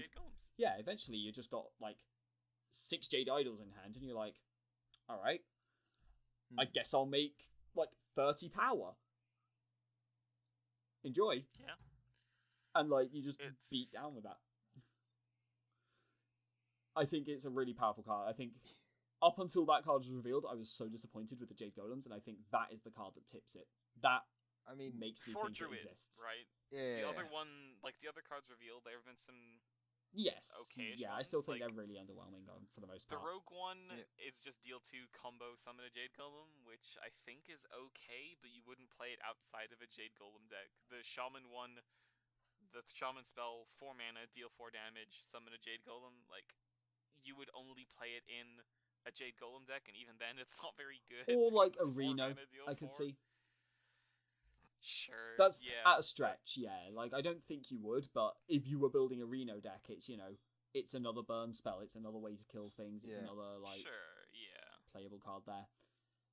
Like, I think the magic number for these Jade Golem decks will be, like, between, like, 5 and, like, 8 Jade Golem cards, I think is good, because then the last sort of few from Jade Golem 4 onwards, I think it's really good. Yeah. 4 mana, deal 4, summon a 4/4. That's great. Yeah, I agree. Or 4 mana, deal 4 damage, summon an 8/8. That's amazing. But I'm not sure.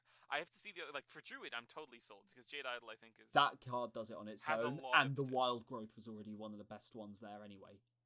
I think the Wild Growth thing is totally fine. But we'll see. So the one deck I know I am going to be building is Secret Mage. Secret Mage got 2 new cards that are both incredible. One of them is fairly simple. So 1 mana 2/1. The Battle Cry, your next secret costs 0 this turn. So it's Kirin Tor Mage, but for 2 mana less, 2 less attack, 2 less health.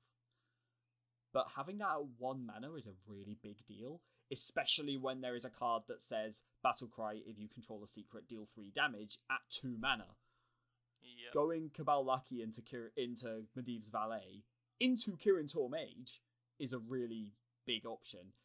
And the other one is Cabal Crystal Runner, which is a 6 mana 5/5 that costs 2 less for each secret you've played this game. So, Shaman have had Thing from Below as their, 0 mana 5/5 taunt. Mage now gets a 0 mana 5/5 as well. Yeah. And I'm really looking forward to that. I think Secret Mage, there's not even that much I can say. I just think it's going to be a really powerful, really consistent deck.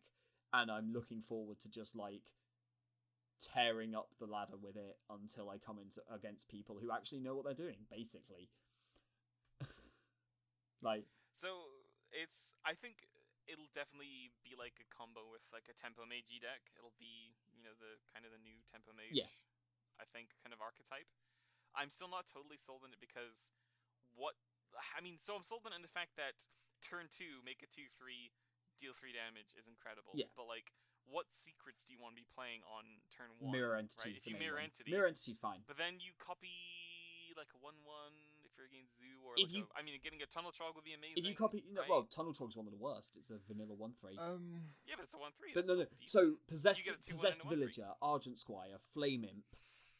Those are the 3. Flame Imp is another one amazing. Those are the 3 that come to mind that are all really good. I would rather have any of those over Tunnel Trog, for example. I mean, but it's still a 1/3, right? And that's okay for, your turn 1, or going into your turn 2. I would rather have something that sticks around. Yeah, again, sure. Like, that's why fine. Squire and Villager Yeah, are probably better. But no, there's a few 1-drops. Like, the only 1-drops that I can think of that are bad to get are Swashbuckler and Zoth's First Mate. Like, those are the only two that are just like vanilla 1/1s. There is another mage card here which I'm super disappointed by, which is Inkmaster Solia. There's a lot I could say about this. Like, so Inkmaster Solia has that Reno ability, that whole, like, when it enters, if your deck has no duplicate copies of cards, do something special. She's a 7-mana 5/5, but the something special she does is just say, your next spell costs 0. This turn. Only this turn. Yeah. And I'm not sold, basically. I can see the arguments that people are making. I can see why people are going, sure, this card is great. You can have a 5/5 and Flame Strike, or you can have a 5/5 and another minion with it and do 5 damage to something with Firelands Portal. And, like, or you can Pyroblast for free. That's all great. What deck are you building that goes, I want all 1-ofs, and I really care about getting a 5/5 and having another spell to the extent that I will use up 2 cards to do it? And even if you do find a deck that wants all of that, and even if you manage to get all of that together, even if you build a deck that does everything, you need to draw those cards in the right combinations to actually get the value off it. Like, I mean, it's like, essentially my main issue with the card is that it feels like, as far as it's too situational for an effect that is so short term, if you get what I mean. Yeah, I agree, yeah. Because, like, to compare it to the other big Reno effect in the Priest Legendary, that is a lot more permanent in the game, and there's almost never really a bad time to play it. Yeah.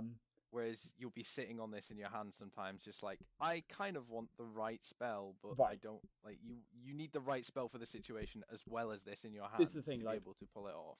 We both play Tempo Mage, so, do you run Flame Strike in your list?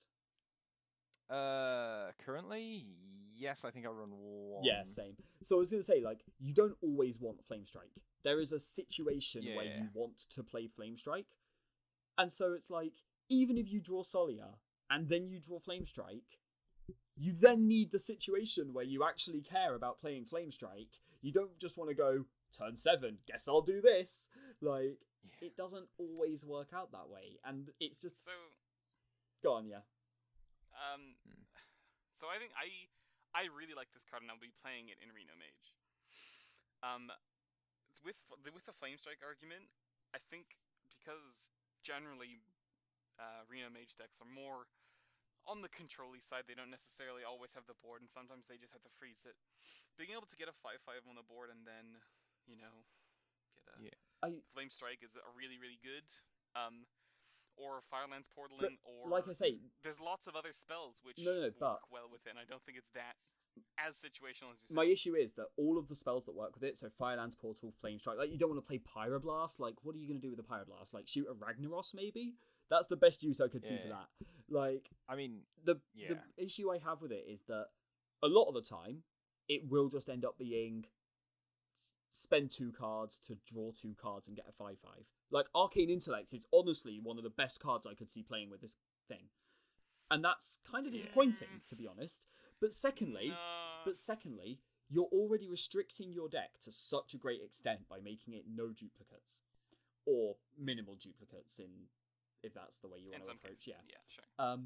And then, all the big spells are very situational. Flame Strike, Firelands Portal. Like, I have had situations where I've gone, I'm on turn 7 holding Flame Strike and Firelands Portal, and I'm just going to play an Azure Drake and ping, because that is far better than anything. And my opponent can have minions up, but it's getting into the situation where you want them to think that you don't have the Flame Strike. It's getting into the situations where you're like, well, I could kill this 3/4 with a Firelands Portal, but then they've probably got Azure Drake, and I'd rather kill that. And I think all the spells that go with it are situational. And you need to draw them in the right combination, in the right situation for it, in a deck of one-ofs. Like, I think it's just too many pieces that have to come together for this card to be good. I think you're looking at it as if it's so hard to put together because there's still lots of different ways of getting stuff. So, like, the potions, for example, are amazing. Kazakus' potion is the only card that... Kazakus' potion, firstly, is incredible with it, actually, right? The 5 mana or the 10 so mana. So Connor brought up Rafam as well, which I think is good. Yeah, and that's something I think as well. It would be good. But that's 2 cards. I don't think Flamestrike is good with it. I don't think Firelands Portal is good with it. I think both of those are good with it. Because you get a 5/5 and then... With Firelands Portal in particular, you get a 5/5 and then whatever you get out of Firelands Portal. If you're running Medivh as well, which I think you totally would with that deck, you play Medivh, you get the weapon, then you play that, and then obviously this is very Magic Christmas Land. From the Cabal Chemist, you're getting a potion. I don't think there is Generally, a deck that plays potions Medivh. are more heavily skewed. So basically, I will be Reno Mage, absolutely. I will be blunt here. Okay. Well, I will be blunt here, and I will explain why we're different on this. I think is that I don't think there is a good deck that runs Medivh, and Solia and Inkmaster Solia seems like a card that is going to be a casual favorite and will see absolutely zero competitive play because it demands too much. If everything works out perfectly for it, then yeah, sure, it'll be an amazing card. But in the other 99% of games, she's going to be junk. And that is the issue I have, is that you just need too many pieces, and when it comes together, it's great, but it never fucking will. So, from my point of view, it's... Reno Mage has to be a thing, right? And Reno Mage is getting a lot of competitively, right? And I'm not saying I didn't mean that it's definitely gonna be the next big thing. No. That's not what I meant. I meant it as in if this card is gonna right. Sorry, yeah. Reno Mage, as in if it's going to see play, it has to be a Reno deck. Yes, agreed. Yes. Yeah. And it's of course it is a little bit situational, but Reno Mage. I'm not sure if it is going to be good enough to be a quote-unquote competitively viable deck. And even if it isn't, it's still going to be a card that is playable in a Reno Mage deck, which is still going to be pretty good. Obviously, we're talking about this with the current expansion. I can't talk about how this would change with sets after Gadget Zan. Yeah. But right now, Standard is not rotating. The reason Reno is currently unplayable is because decks recover too quickly or burst you out. So you've got Mali Druid, which can do 20 damage in one turn comfortably. You've got Mid-Range Shaman, which just builds up a board state out of fucking nowhere. You've got Zoo, which can build up a board state out of nowhere. You've got Tempo Mage, which can both burst you out and maintain a board presence throughout the entire game. And can build up a board presence out of nowhere quite comfortably with Mana Worm into Firelands Portal. There are so many effective things that these decks can do. That is the reason that Reno isn't seeing play, because healing up to full isn't actually that good right now. And don't get me wrong, it's good, but it's not worth the restriction. And I don't think Solia is going to even come close to changing that. Again. I am not certain if Reno Mage is going to be a thing in competitive, right? I'm saying that this card I think is good in a Reno Mage deck, and I whether or not Reno Mage is going to be super competitive or not, which I'm not certain it will be. It's getting lots more tools and it's getting a lot more good cards in it. I would see. Whereas the argument I'm saying is that yes, if for a Reno Mage deck you probably play this. But that is, again, I guess that's another reason. That is another reason that Reno Mage is not a competitive or basically, I think if you're playing Reno Mage and you're really good with the deck, really pro level good with the deck, you might hit rank 5 at best. Yeah. No. That no. You can easily, even with currently now, you can easily... The metagame is getting faster. The metagame is getting faster with this set. Doesn't matter. You can still run... Oh, well, with this set, I think there's actually a lot of really good anti-aggro tools. There's some really good anti-aggro stuff, but there's some really good aggro stuff. Like I say, I'm playing Tempo Mage the entire way because it's super aggressive and super good. Super boring. One of the aggro cards that I want to talk about is for Warlocks. It's the first Warlock Murloc. I think it's about fucking time. Sea Devil Stinger, and yeah. Yeah. And also it's such an obvious idea. I'm shocked they haven't done something like this earlier. But I guess they tested it with Cho'Gall, which was unplayable, and now they're like, all right, cool, let's try it with this then. Let's do it on an aggro deck. So this is the 4 mana 4/2 Murloc. The next Murloc you play this turn costs health instead of mana. I initially dismissed this card until somebody pointed out that you could chain them. So I hadn't considered the fact that you can go 4 mana 4/2, 4 health 4/2, 3 health War Leader, or 3 health Cold Light Seer, or whatever. Like on turn 3. With like, a coin, at sure, best, yeah. turn 3. Like, that's really good. I think I do think this card is really powerful. I think there's potential in there. Whether it's enough to actually make Murlocs a deck, I don't know. Probably not, but what I think it might go into like a. So what they did in Karazhan, they sort of opened up the idea of like a menagerie-esque deck. Maybe this is something that will help push that in like a beastie Murloc-y way for Warlocks. Curator Murloc or something, yeah. Yeah.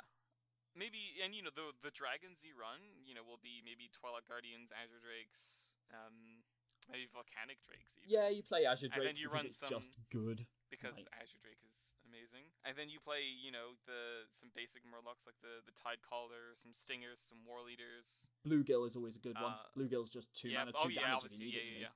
Yeah, obviously, Bluegill, you know. And then you play some decent aggro-y beasts, your Timberwolves, your huge Toads. You know, I think that actually helps. I'm guessing the deck not a lot. Timberwolf because. No, sorry, the Alpha Wolf. Oh, Direwolf Alpha, yeah. Direwolf Alpha. Kodo is always the other utility beast that's quite good. More, I think that's less of a. It's a tempo-y mid-rangey thing. I could see it. Yeah, sure. I totally think it could be. And I think, and then you run your Curator, your Menagerie Magicians, and your the 3 mana Zubo, I think it's called. Yeah. I think that. Yeah, I could see will it. Maybe help that kind. I mean, obviously it'll go into that. I think, but maybe it'll help push that forward as like as an actual good zoo alternative. Thing, yeah, as an actual. I could see it. It depends what else they reveal, but yeah, if there's some if there's a good. I would say Beast is what the deck is really missing at the moment. If there's a couple of good beasts in here, then I think that could be a what I really want to see, like the card I most want to see, is some kind of other utility beast card. Because right now, if you're running like a utility Curator deck, you know, especially like any Fen decks, obviously you have Azure Drakes and then maybe some, big dragon. Probably not, because 2 Azure Drakes is enough, right?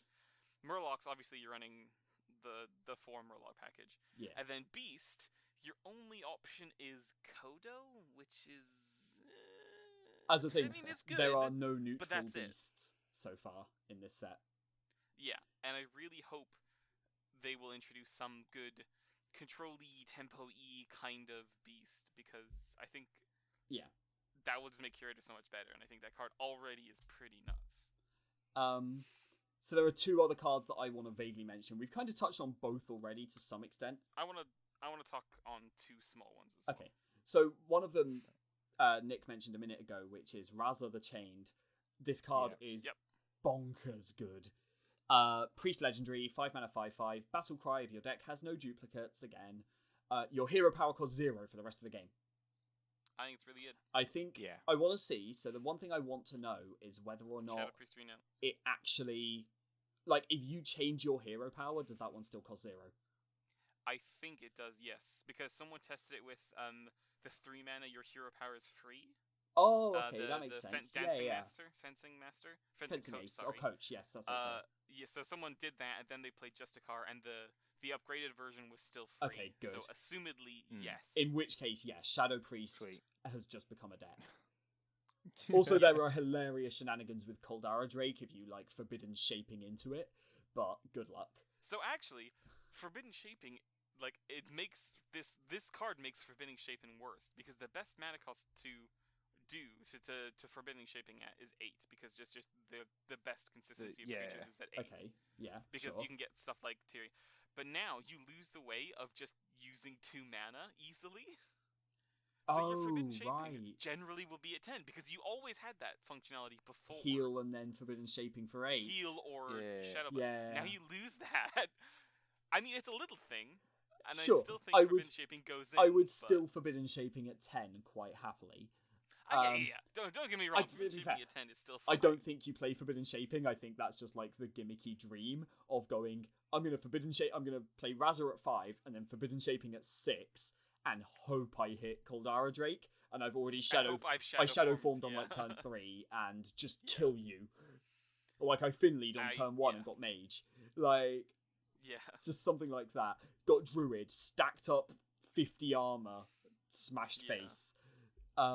It's definitely a Christmas Land kind of thing. Yeah, I think... Which I don't think will ever happen. It'll definitely happen in Cholden clips. You know, I'm looking forward to that kind of stuff. But I think it's going to be hilarious. I think there's some real... Like, even the thing this card, the thing that I think stands this out, and I'm going to compare it to Solia, because they've both got this, like, duplicate thing. The big difference is that so in both cases, you're restricting yourself in deck building by going, okay, I'm going to, like, have less 2-ofs or no 2-ofs. But the difference is that this one is always worth playing. Like, there is never a situation where you're like, oh, I don't really want to play it. Because you're just like, whatever, it does it for the rest of the game anyway. And the payoff is always good, because even if it's not relevant at the time, it will always be relevant later. And let's be fair, even if your hero power is still just heal for 2, you're probably going to be happy to go, all right, 5 mana, 5/5, and I just healed myself against aggro decks. That's ridiculous. Yeah, it's nuts. It's really, really powerful. Also, as a side note, it works very well with another reveal legendary, which is Auction Master Beardo. 3 mana, 3/4. Yeah. After you cast a spell, refresh your hero power. Like, that's... So, you know, heal, turn power, 6, shield, heal, power. Yeah, you play him, you heal yourself, you then power shield him, you heal yourself, then maybe smite another, like a fucking something. Priest of the Feast does not need to see 6. play anymore, basically. You run Beardo, yeah. Like, between those two, Priest of the Feast is gone. I disagree with that. No, I think it will still see play, because it will be a one-off, so sure. Yeah. Well, I mean, I still think Priest of the Feast is it's a great card. Amazing card. So the other one that we briefly mentioned was another one of the no duplicates, which is Kazakus. I think he goes into every arena deck. 4 mana, 3/3, Mage, Priest, Warlock. Battle Cry, if your deck contains no duplicates, create a custom spell. So, if I remember rightly, the choices you get are 2 mana, 5 mana, or 10 mana. Yep. And then... No, 1 mana, 5 mana, 10 Is it mana. 1, 5, 10? Okay, I thought it was 2. 1, 5, 10. Okay. And then you get, depending on the mana cost you chose, you get different choices, obviously different power levels. You get 3 choices, and then you get another 3 choices. And the spell you get costs however much mana, does the first thing, and then the second thing. And so there are certain things that only come in certain combinations, like you can polymorph all minions into 1/1s, and then do, like, I think it's 3 damage to each minion. Yeah, so as an aside, they've said about all other spells, and I'm pretty sure they've mentioned this about Kazakus.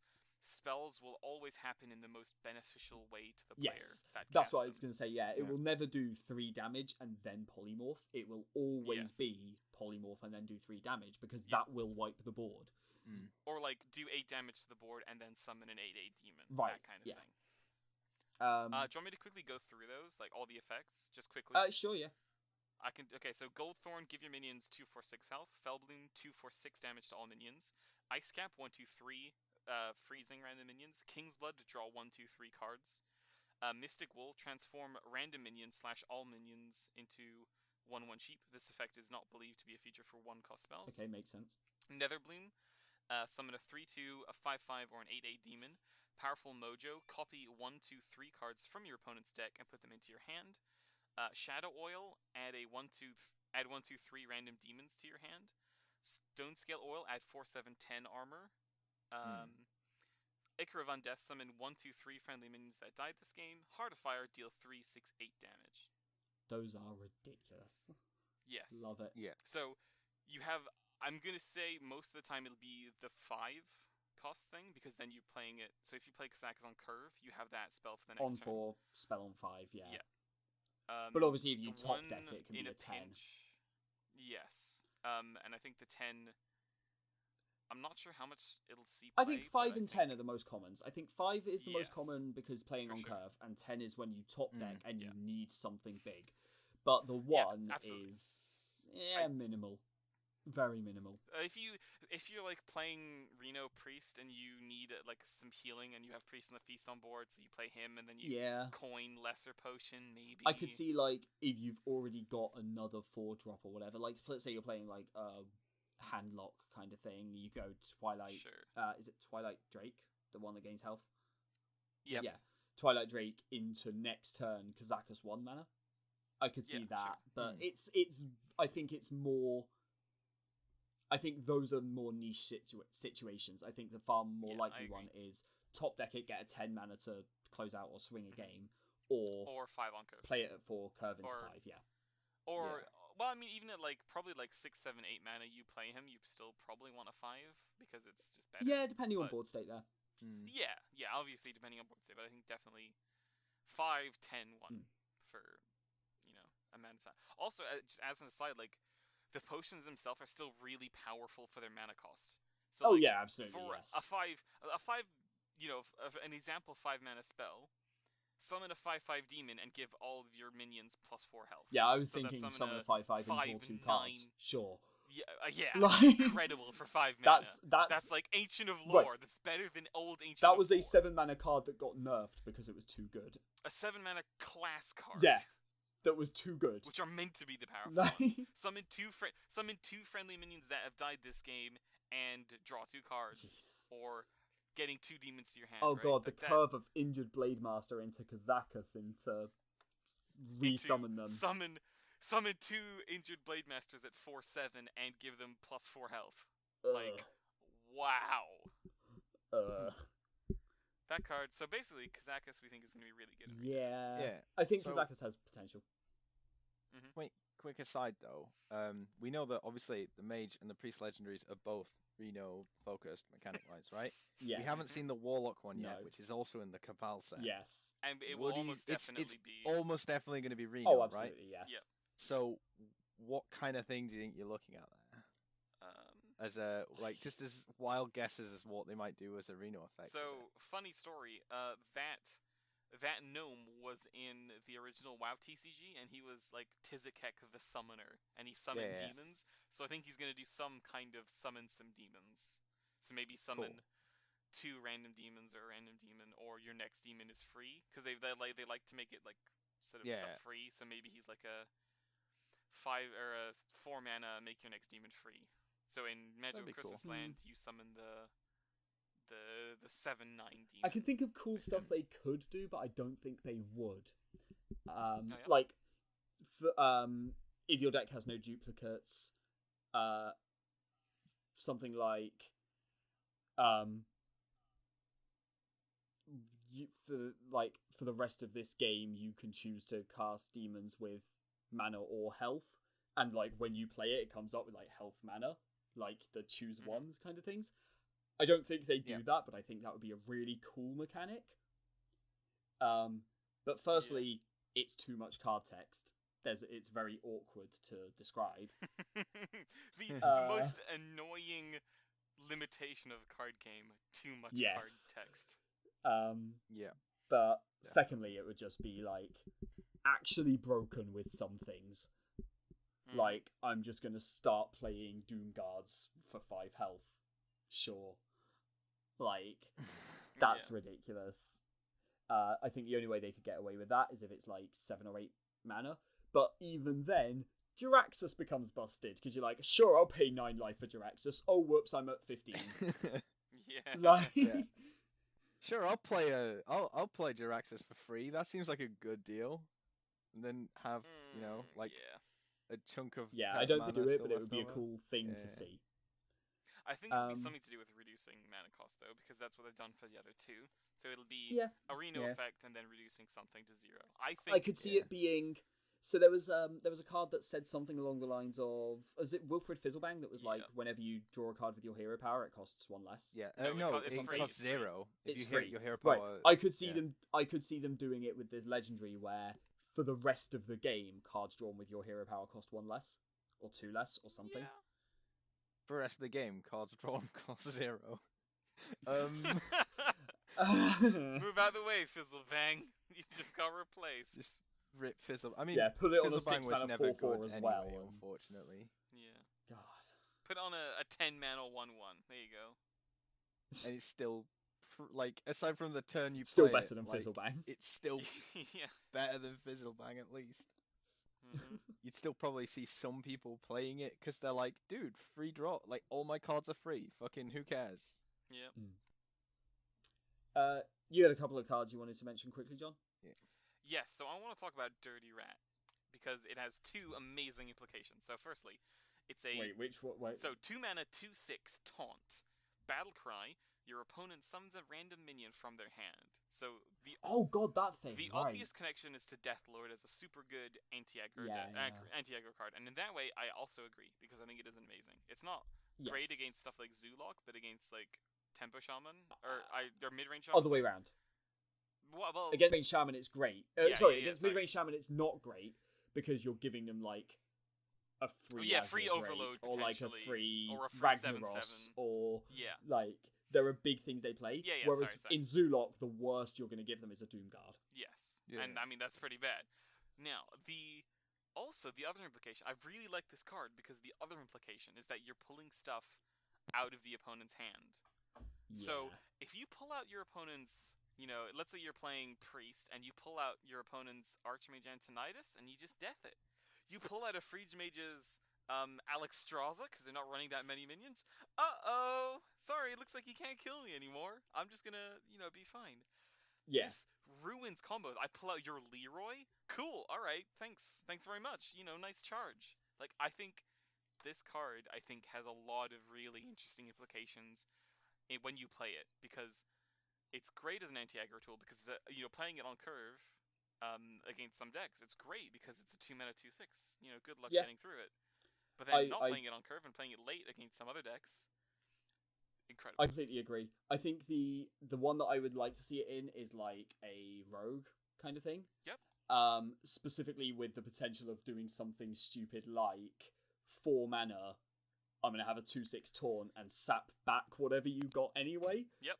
So it doesn't matter what you got because you don't get it.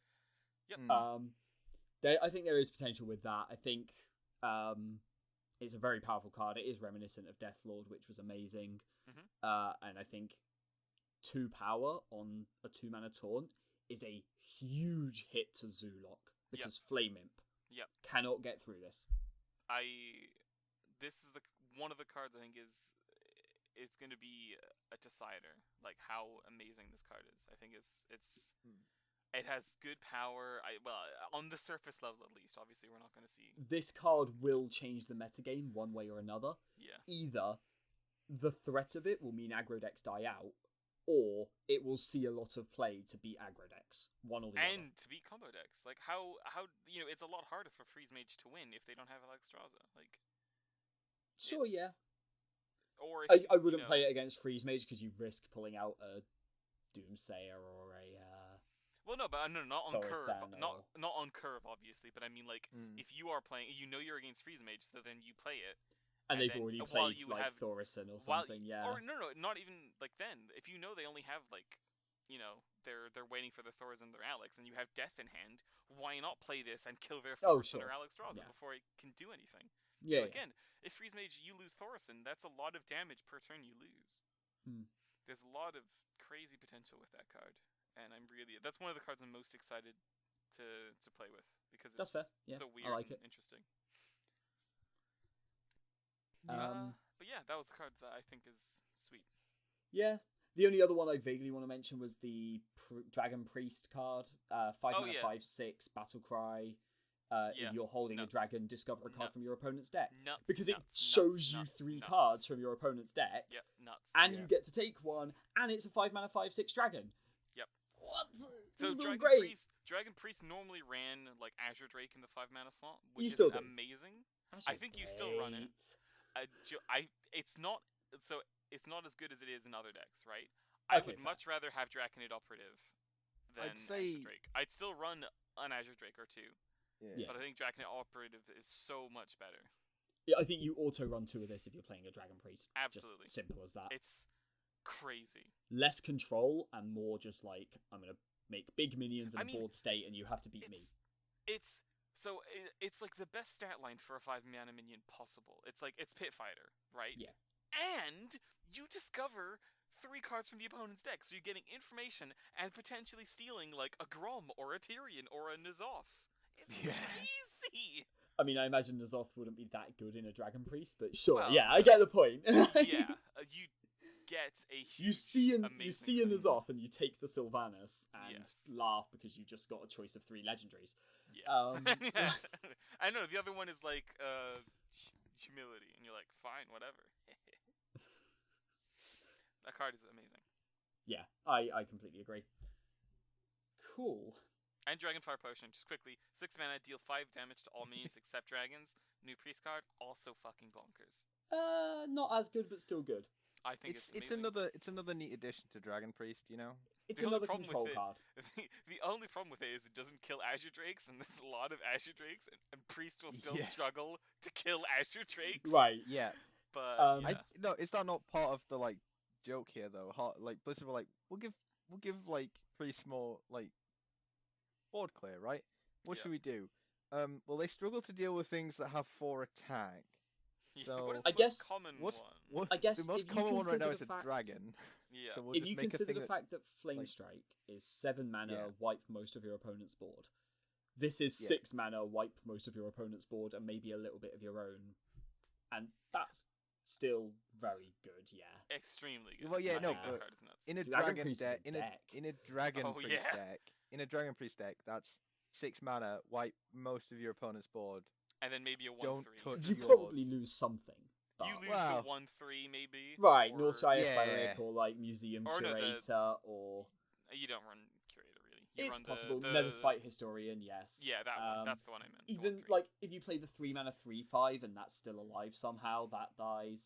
Like there's a few things that would die to it. The 5/4 isn't a dragon. Black Oh, yeah. Corruptor. Oh yeah, shoot that. Like there's a lot of things that die to it, but obviously you're playing it in such a situation that it's just a huge tempo swing for you. Yeah, Mhm. that's a really powerful card. Yeah. Alright. Cool. We've gone way over time, but Hearthstone is a cool I'll game, say. oh, which I can talk about for a long time. There's loads of cards I still want to talk about. yes, but yeah. this- We'll see how they work out when it. How long until it actually comes out now? It's I not think long. they is said it? early December. Okay, early cool. So December. next episode it won't quite. Oh no, next episode it might be out. Cool. Looking at the schedule, next episode, yeah, maybe It'll be the 6th, 7th, 7th, 6th.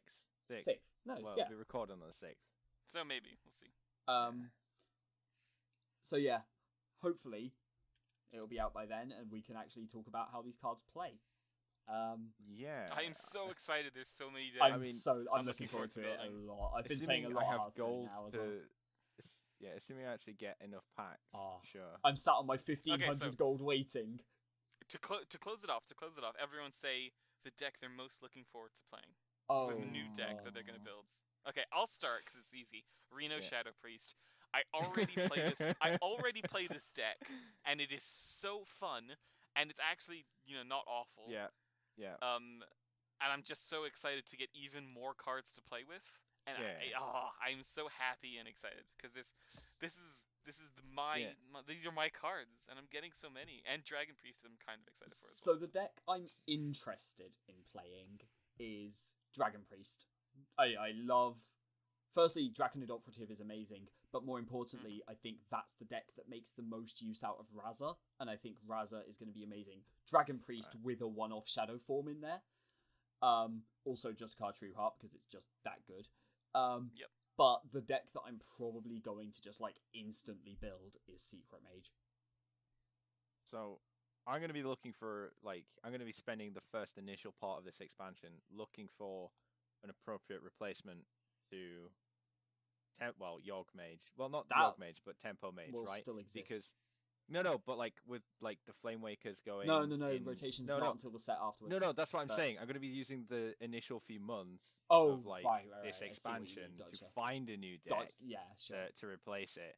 So I'm looking at things because I mean before that happened, I was fiddling with dragons and things like that. That was cool. Now I'll probably be looking at Secret Mage. I might actually, while we were discussing stuff, I realized that the new Mage Legendary you could maybe run it in sort of a Freeze Mage deck and justify a bit of Pyroblast Burst in there. Maybe. It's like, it's a bit gimmicky. Again, it it's might be a bit ambitious, fun. but- Yeah, it's ambitious, but you know. The problem like, is that Freeze Mage already gets pinched on cards way too much, Well, and yeah, you're not yeah. allowed duplicates. So Yeah, well, no, yeah, it's like close. I think if you ran that, you'd run it in the similar way to how that Yeah. Freeze Mage with Reno was before, where there were 2 copies of a lot of cards, but it's just the way is you That just worked cycle really through your well deck because it and had play. Mad Scientist. You don't have that. That anymore. oh shit, yeah, oh no, that's true. You can't find But, your like, ice I'm- blocks. Like Secret On a- Mage is definitely something I'll look at. I'll maybe On look a at side Reno note- Mage and just see what else I can do. Really. Wild Secret Mage, I think, is going to be even better than standard. Oh Secret yeah, Mage. absolutely. Mad Scientist with secrets again. Oh jeez, that's Duplicate. and like yeah, duplicate is going to be just pure value. What an amazing secret. Yeah, cool. So basically, Tempo Mage, Secret Mage / Dragon Pally and Dragon Priest and Reno Shadow Priest because John. I mean, I guess I might like foray into like other decks that I used to play, like Yeah. Shaman and Druid and Paladin. A bit, The other one that but- I want to look at, so the one that I'm going to be experimenting with the most, I think, is if a mid-range / control paladin is viable again. Oh yeah, that is actually a deck I used to play a lot. It's a deck I used to Yeah, really 'cause enjoy, I really like Tyrion. and it just fell out of favor completely because of the metagame, and I want to see Yeah. if it can come back. And that's one of the reasons I'm so interested in Madame Goya. Yeah. Because I think that's the deck Yeah, she goes fair. right into. Yeah. Drop a Tyrion on the board, turn 6. Right. Sure. Well, probably That'd be 8, alright, but yeah. Put your faith in the light. Oh. Drop a Tyrion turn Whoa. 8. That sounds familiar. Yeah, but now it doesn't need to be in your hand. Also, it's with a Well, you get a 4/3, 4/3 yeah. as well. Yeah. Dang. Yeah. So now they'll definitely have mana to. They better make sure they have a polymorph and a frostbolt. Come Brings on. a new meaning to put your faith in the light when you're praying that you get your Tyrion from your deck from hero powering and then playing Do you know Goya. what would be really I'll sweet happily flip if Raglight Lord. That's also fine. I mean I'll happily, again, yeah. I'll happily not run Raglight Lord. Fuck that shit. That's so good. It's I sweet. am going to. It's a good Flavor card, but I Police. am going to not use it out of principle. God damn it. I just know I don't want to go there. I would rather use fucking. I know I will use Bolver, maybe, No. but I will not Maybe, use Raglight no. Lord, even though Raglight Lord is actually a good card and Bolver isn't. Like Oh, that's jeez. all I'm saying. Cool. But yeah, we've gone on long enough, I think. Sorry about the 2-hour episode. By which I it's mean, fine. you're welcome for the 2-hour episode. I'll touch it up with some nice jokes, Oh boy. like bringing in the bomb squad and so on. It's So- fine. Exactly. Cool. That's it from us then, I guess.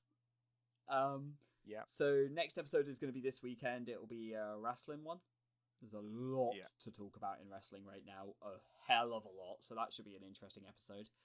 And yeah, I think that's that then. And then next week is anime on Thursday.